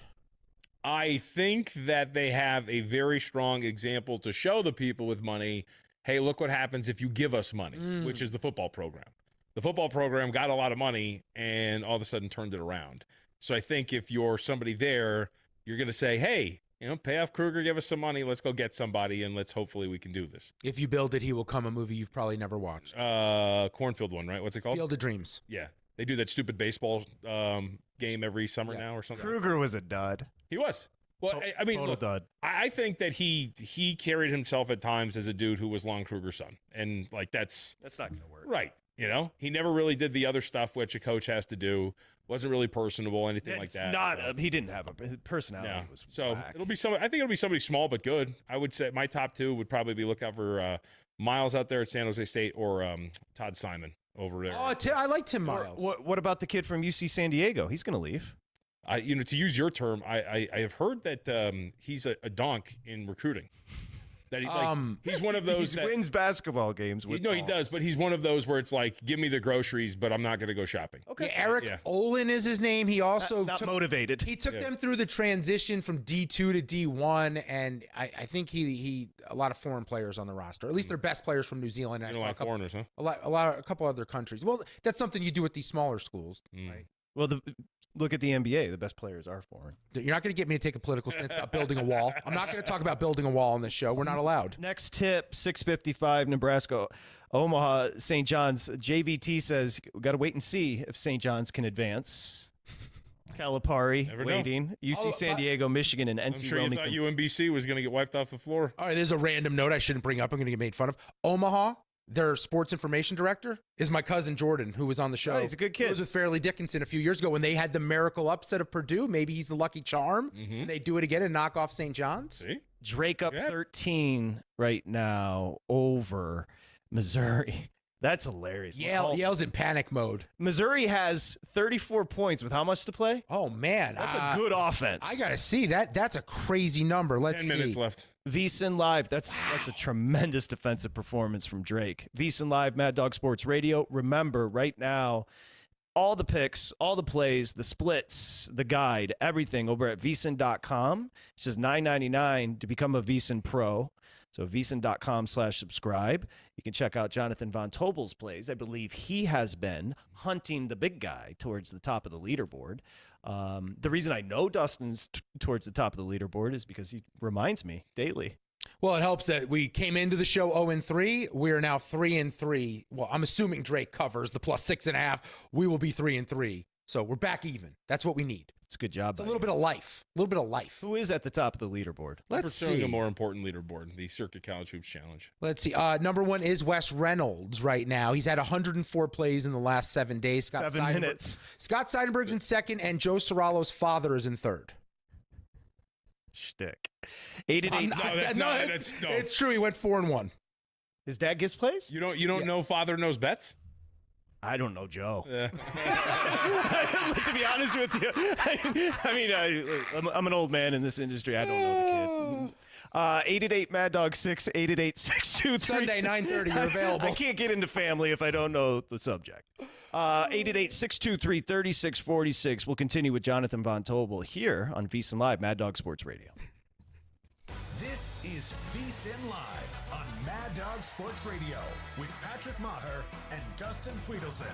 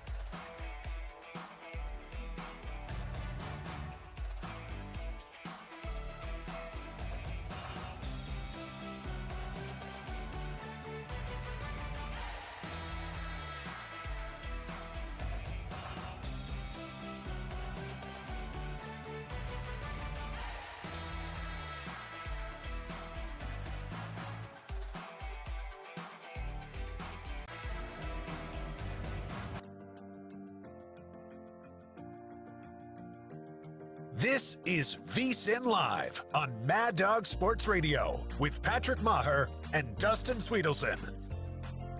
I just got the tea during the break. That's pretty wild. Anyway, we welcome you back here. VSiN Live, YouTube, if you're streaming, jump in the chat as we welcome you back. SiriusXM Studios at the Wynn Las Vegas. Jonathan Von Tobel in studio with us. Of course, VSiN host Dustin Swedelson. I'm Patrick Maher. So updating you, Drake is up 9, 8-12 to play over Mizzou. They were pretty popular, 10-10 Utah State, UCLA early in that matchup. And, Dustin, you're going to get your cover with Texas A&M over Yale. A&M gets home, more physical team, senior-laden roster, experienced, and Yale, who was the trendy play as a dog here because what they did to Auburn a year ago, looks like they're not going to get home. 80-69, 23 seconds to go. The Drake score, they're up 52-41. 7.5 to go. You can still blow this very easily if you're Drake. I think this is when we see how good of a coach McCollum really is. If they can put their foot on the neck of Missouri and put them away, you got super there. impressive. Yeah, I'm proud of you. It's been a long day. Took a minute. I'm proud of you. Needed a cold brew. Foot on the neck. By the way, Jonathan, you'd be proud. Dustin knows that I'm doing this, but I did bet the under in USA Panama today, CONCACAF, and a 1-0 win for Panama. A bad loss for the U.S. men's national team. Take your word for it. Okay. There's no MLS to bet. There's no MLS. No, that's tomorrow. We had a local, when I was on ESPN Vegas this morning, the host decided to burn a whole segment on USA Panama. I was like, you can't be. No. I was Today? doing United States? Not even that. Live from you a can't do sports that. book. You can't do that. I don't know if they're I leading. was just doing shtick. I don't even know if they're leading with that in Panama right now. Dude, he's like, as you know, our middle back is. I'm like, no. But I always do like how do you do this when analysis when it comes to Team USA? No matter who it is, it becomes us and we and our. Yeah, it's very nationalistic. Yeah. Also, the only thing I know about the country of Panama is that former MLB pitcher Bruce Chen was from there. Okay, well done. Quickly, There's a canal. That's what I know. Yeah. Arkansas did just wrap up the win over Kansas. That was my nickname for my ex-girlfriend. I called her Panama because of the canal. See, he's getting loose. It was wide. Tennessee with the win over Wofford, and Wofford does cover the 18.5. Gonzaga, whatever. I got yelled at earlier. I yelled at him. It's not the Zogs, Gonzaga. That's an SEC team. Now, Georgia's not great, obviously. WCC and the Zags, 89-68 over Georgia. They beat their ass. They did, and I kind of wonder if this is where we kind of learned that these bottom middle tier SEC teams aren't really that good. Shouldn't have been in the tournament. So we have Missouri, we have Georgia. I think we're going to see the same thing with Oklahoma when they take on UConn. Unfortunately, I bet them 6. You bet Oklahoma? Yeah, when it came out. It was. I admit it was a dumb play. It was more that it's not dumb. They had to play harder down the stretch, and I don't know what UConn is. I think UConn's good enough on offense to not lose to Oklahoma and to be able to win to win by margin. Oklahoma, they stink. They stink. Porter Moser, what are we doing? I mean, that's the other. Yeah, that talk about a fall from grace. You should be able to win at Oklahoma. No, but yeah. Good for him because he's going to get the buyout. He'll go to a small school where there's no expectations. And with another ancient nun, and he'll be able to do it. Missionary. Yeah. She loves missionary. Sister Jean's still around, right? Dustin had asked me yesterday, is there going to be a 14-3 upset? And I said, you know what? I'm looking at Montana. Not so much. Yeah. Wisconsin, 85-66. Wisconsin, BYU. You know what it is? Watching Wisconsin feels like it doesn't compute because of how they move the ball and like the way they play offense now. It's weird. Have you seen the number? Can I lay this out? I didn't look at it till just now. Should be 1, I believe, right? Wisconsin's laying 1 against BYU. Totals 154.5. Yeah. Over. Sure. I also think too it's an easy example for in-game wagering. It's a 1-point spread with a total over 150. There's no need to pre-flop wager that. No, they both shoot the lights out, so one could potentially open up on a run, bet the other side, then the other one goes on a run, bet the other side, walk away. To your point about Wisconsin, you have to look up his name. I don't remember it, but they have an NBA assistant now on their staff that they signed in the offseason. And he's been a big reason why they've started to play the way they have. NBA guy, right? That makes sense now. That computes. So their tempo's way up from last year. Yep. Sharif Chambliss. Yeah. So you think he played? Oh wait, I'm sorry. There's a bunch. Greg Stietz. There's a former Spurs assistant, I believe. Regardless, yeah. Now that you're saying it does seem like an NBA offense. They have an NBA offense now. They're playing with tempo. They're playing with pace. More emphasis on the analytical parts of your game, right? Rim, free and three. as you say, and emphasizing those, it's made a really big difference. And getting, guys like Tanji on the roster really helped too. Yeah. Here's what I will say about today, while we have a little respite with the late games. Nothing crazy. We haven't had that holy S, everybody's at the book, standing up, freaking out, ending. Well, you had Alabama State and St. Francis. I mean, McNeese should have been, but people were aware of everything going on there and Will Wade, so it wasn't quite the out-of-nowhere program. Well, and they were also up the whole time, right? It's not like they were like back and forth, and then like McNeese had to hold on. That takes away from some of the drama when they've been leading the whole time. But you guys agree. You guys agree with the sentiment, right? Which like there hasn't been tomorrow. Right. Tomorrow's going to be live. Outside of the Alabama State ridiculous finish, so there hasn't really been anything. Yeah. Xavier Texas was fun yesterday. Xavier Texas was good because you did feel like Xavier was going to make a run in the second half. Yeah. You also did watch Rodney Terry lose his job on the fly in the middle of the game. Like you just saw it unravel. He had to win that game. Yeah. That was brutal. Hey, if you can't win at Texas with all that money, that's a disaster. Shaka couldn't. Yeah. He's overrated. Ooh. And we might find out if they lose in New Mexico. That team Which you do have New Mexico outright. Mm-hmm. Yeah. And that Marquette team peaked at the wrong time. That's all. They were really good at the beginning, middle of the year, and things just unraveled as the season went on. Yeah. The A-10, it's a different ball game than the big conferences, and Shaka found that out quickly. Auburn, 30-point win, no surprise. Alabama, Houston. You just like to see what the opponent scores when Houston plays, and SIU, Edwardsville, 40. I love Houston this year. Dustin got him 6.5 just today or yesterday? Yeah, I just didn't think the number was representative of where they really truly were can score. in the odds. For Florida to go from 7-1 to like plus 380 in the last week, and I love Florida, don't get me wrong, I think they're awesome. But I think Houston is as good as Florida. I have a future ticket on them too from a couple of months ago. So What do you have? 12-1. That's a big number on a good team. So if you're just you have 12-1 on Houston, and then you have a $8,000 free roll at 380 on Auburn, and you're doing well in the contest over at VSiN.com. Well, we'll see. Today is Drake finally got in, so we'll see. I have all three of these 4 late window games. I have something, so we'll see how we can do here today. Although I think a lot of people did have a poor day today, which is really good, because being a sharp handicapper means you just take a lot of underdogs. So with these favorites coming in, it does help, It is. You said it about Drake. Look, it's a 4-point game. These kids have never been in a situation like this before. Because a lot of these kids were at Northwest Missouri State. They were a perennial power at Division II. They're not used to being in an underdog role with a lead late in a game of this magnitude. It's tough. We see it in football a lot. In football, where a team just doesn't know how to play with a lead, they get too run dependent, they don't take any risks. With Drake, all of a sudden, they've let Missouri back in this game. Little over 6 to play, and Drake is up 4, and they're going to head to the free throw line. 52-48, low-scoring game, no surprise there. 6:10 to play. We'll see if Drake can hold on. I need Utah State and UCLA to slow it the F down. They're the fifth of the 6 leg of parlays. First 3 are getting home. First 4 are getting home. There you go. I need UCLA and Utah State to slow down. That total's back up to 149.5. I'm on under 144.5. I just thought of something because we're going to go to dinner after this. A coach you don't want to have dinner with, Mick Cronin. Oh. Would he be near the bottom? Just because there's no interesting things happening in the conversation? No Riz. Oh, there's no risk. No, none. Let's do this coming Also, back. He'd probably chastise you. And just angry. What if I was a different gender, Rick Pitino? Olive Garden? Yeah. Let's come back and give leans. It doesn't have to be official on the next 3 to tip before we get out of here. VSiN Live, it's Mad Dog Sports Radio. This is VSiN Live on Mad Dog Sports Radio with Patrick Maher and Dustin Swedelson.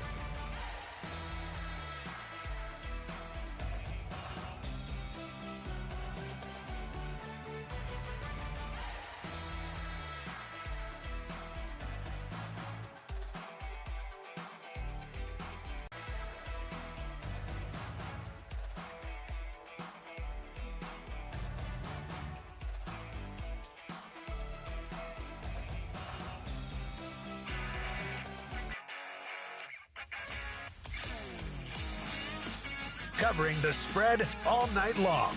This is VSiN Live on Mad Dog Sports Radio. Here's Patrick Meagher and Dustin Swedelson. Now that we're streaming live on YouTube, we get basic bumpers. Listen to that. That is AI guitar. Good job, Jacob, back in New York City. The crew here, SiriusXM Studios, Win Las Vegas. Appreciate everybody's effort with VSiN Live on Mad Dog Sports Radio. The big guy, Dustin Swedelson. We got to do a check on the back of your dome piece here in just a little bit. But by the way, we should check with Jonathan Von Tobel sitting in with us, not just a coworker, a friend. We should check in on Drake in Missouri because Drake was up 9, and now Drake, with 4:50 to play, is only up 2 over Mizzou. 9-0 run last 3 minutes here for Missouri. They'll be fine. They can hold on to it. I just got to cover, but I would like them to advance because I do have them beating Texas Tech in a couple rounds. Who's that, Drake? Yes. Okay, I got you. Let's do this. You have closing tabs. I do have closing tabs for us here. Jonathan getting scolded, which I totally agree. I was going to do that. Let's go. It was very polite, though. It was. Nebraska, Omaha, and St. John's coming up in just about 7 minutes, boys, till tip. St. John's 18 and a hook. Yeah, look, I have St. John's 50-1 to win this whole thing. I still believe in them. Omaha, by the way, they did officially win their league, but remember there was a scenario playing out where had they lost that championship game, they would have gotten in by default because the real winner wasn't eligible, but it seems like Omaha's a good team. However, it's Rick Pitino. It's the tournament. We lay the wood with St. John's. Jonathan? Yes, I agree. I laid 17.5. That was one of the first bets I made on Sunday. They smoke them. I'm looking for a team total on Nebraska, Omaha, because my assumption is they get shut 65.5. Let's go under that blindly. Yeah. 52-51, so Mizzou got a bucket. 52-51, 4:26 to play. Drake just absolutely spitting the bit here. Let's go UC San Diego and Michigan. It's down to 2 and a total of 144.5. Jonathan, we'll start with you on this one. Michigan, UC San Diego? Yes, Tritons win outright, and they do it comfortably. Yeah, I mean, wow. Yeah. San Diego, they defend on the perimeter. They theoretically should be a difficult matchup for Michigan here. I also think there's an element of Michigan playing all the games they did in the Big Ten tournament. There could be a little bit more wear. San Diego, they kind of ran through the Big West. They had Irvine at the end, but they took care of them pretty easily. I like San Diego. I'm sticking with the play. I think they'll find a way to neutralize the 2 7-footers, and they will advance to the Sweet 16. All right, I'm tailing family hashtag. Let's go UC San Diego for the trifecta because I don't really have a read on that one. NC Wilmington and Texas Tech. I certainly don't have a read on this one. 15.5 with Texas Tech. Texas Tech is weird. They're really well coached, but you mentioned it. They've been injured all year. Haven't really got a feel for them as a complete team. I do know, and you can speak on this better than I, Jonathan, it does feel like some sharp people do like Texas Tech in the tournament. Yeah, a lot of people do. Going back to our Blackjack Invitational, they were the pick right before me. That's why Auburn slipped to me. They were 4th. You talked to a lot of folks who are very smart who follow this. Texas Tech is their dark horse. Our own Adam Burke, I believe, has them in the Final Four. Yep. So I'll lean toward Texas Tech against UNC Wilmington. I think they can beat them. Yeah, I'll do that. They can beat them. I've got the Red Raiders like 35-40 to 1 to win the whole thing. I have like 4 or 5 future plays. They're all pretty long outside of Houston. I like the aggressiveness. I like this McCaslin coach. They're a pretty intense team when you watch them. And I specifically remember the Arizona State game where people thought Arizona State was a trendy dog against them, and they just boat raced them on the road. I think that this team has high expectations. They would scare me if I'm Florida. I think they have enough dudes who can score, and they're good on the defensive end. They could take down the Gators. How about this? Drake got punched, and now a 5-point lead. They were up 1 just about 30 seconds ago, 56-51. They went to the break, 3:06 to play. So Drake showing a little resiliency as they got punched and not pulled away. They're up 5. They're laying 4.5, but it's even money right now in the in-game total. 2:36 to go in that contest. Utah State, UCLA. Bruins up 25-22. Still laying 4.5 as UCLA. Totals 146.5. I need that under for this parlay. I also need San Diego. All right, special edition of Closing Tabs before we get out of here. SiriusXM Studios, the Win Las Vegas, a beautiful property, beautiful studios here. And this is what we like to do on VSiN Live to close out every show. We close the tabs, big guy. Okay, so first up, McNeese State. You asked where it was. It's in Lake Charles, Louisiana. Famous alum, Joe Dumars. I should have known. Lipscomb University, you asked where that is. It's in Nashville. And famous alum, Kelsey Ballerini. Don't know. Never heard. You should Google. Might enjoy it. That just like an Instagram? No, she's a country. She's a country singer. She's a very pretty girl. Good voice too. Great voice. Kind of undersold it. We mentioned earlier in the program about a Pokemon-looking Cheeto selling for a lot of money. It was $6,893. I don't know what kind of Pokemon it was though. 6,000? 6,000. Okay, so it wasn't as much as we thought, but still, that's a lot for a Cheeto. Coach Matt McCall was on the program earlier. He'll be back on he tomorrow. came in studio. He's going to come back tomorrow. He mentioned when he was at Chattanooga losing to Indiana in the tournament. That was in 2016. Listen to the roster he lost to. Yogi Ferrell, who dropped 20 against him, 20 and 10. Thomas Bryant, NBA center, and OG Anunoby on that Hoosier team. Tough matchup when you think you got something and you're coaching the Mocs. Yeah, 29 wins. He said he sat outside on a folding chair with a beer and just was depressed. Stared into the oblivion. We also discussed Will Wade and his shadiness. He also coached at Chattanooga. Looking through the numbers, he has a 70.5 win percentage. Stops at Chattanooga, VCU, LSU, and now McNeese State. It's a no-brainer. I mean, he's 42. All he does is win, and you just deal with the shadiness. And then finally, a topic on the show lately has been my receding hairline on both fronts. I'm losing a war against two sides here. I've always had a big forehead, JVT. The problem is the back's coming in now. Like, I look like I have a bald yarmulke on the back of my head and I'm going to Temple. Okay, we pull this, up the... This is what we're dealing with right now. It's getting worse. And the headphones don't help. The question is, do I go to turkey or do I shave it, JVT? Shave it. His girlfriend has intimated maybe turkey. Well, oh, really? I get mixed signals. Yeah. I think you look great bald. She's a fan of the shaved look. Then I also get, it's only $5,000 in turkey and it looks really good. I think she's maybe doing that for you, though. I've met her. She's very nice. Maybe she's doing that to tell you, like, hey, if you need the confidence boost, Dustin, I support you, and it's only this much. No, the confidence boost I get from her is her just letting me sleep in the same bed as her. I don't need anything with my hair. My hair is irrelevant. The important part for you is that you can grow a beard. So if you go bald, you can actually do it. It look good. If I ever lose my nice hair, because I do have nice hair. You have a thick head of hair. Yeah, I'm screwed because I can't grow a beard. Why would you ever wear a hat? Just every once in a while. I don't want to do my hair. So now I'm growing my hair out. So I don't want to do my hair. Yeah, as your friend, I should tell you, never shave your head again. The crew in the back wants to see the lettuce. Yeah. It does look good. Hey, theme of the day before we say goodbye. Anything stand out? Be a friend. If your friend invites you out to watch games, I'm literally. You should go. I'm talking about the games. Yeah, I know. That's my theme of the day. Just go out and hang out with your friends. Yeah, that's true. JVT made me leave the house today. I didn't want to. He called my boss. My boss is Patrick. Patrick yelled at me and told me I had to go. Any themes for you today? I would say trust your gut. Okay, I like that. It's big enough to trust. Brian, thank you. Antoine, thank you. Jeremiah, John, it's great to see you. Thank you. Seriously, everybody, we're going to be back tomorrow here at the SiriusXM studios, Wynn Las Vegas, but so accommodating, and we do appreciate it. Remember, $9.99 to become a VSiN Pro right now and get all the plays for tomorrow and tonight. Go to vsin.com/subscribe. Anything else? We're going to win tomorrow. We're going to go undefeated. Today, we're 500. Tomorrow, vsin.com/picks, we're going to crush. You feel good. Oh, no, I feel like we learned a lot today. What did we learn? I mean, don't you just win if you wake up in the morning? We learned, look on Twitter, and all the donks that you don't like that say they love a team, just bet the other side. That's what we learned today. Just do that. I mean, I don't know. The Bulldogs here might pull this off. That's one. Jacob and Ryan, thank you as well. Give us a sub and a thumbs up. VSiN Live on YouTube as well. We'll see you tomorrow.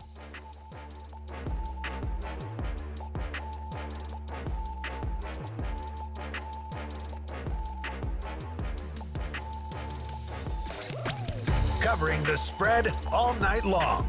This is VSiN Live on Mad Dog Sports Radio.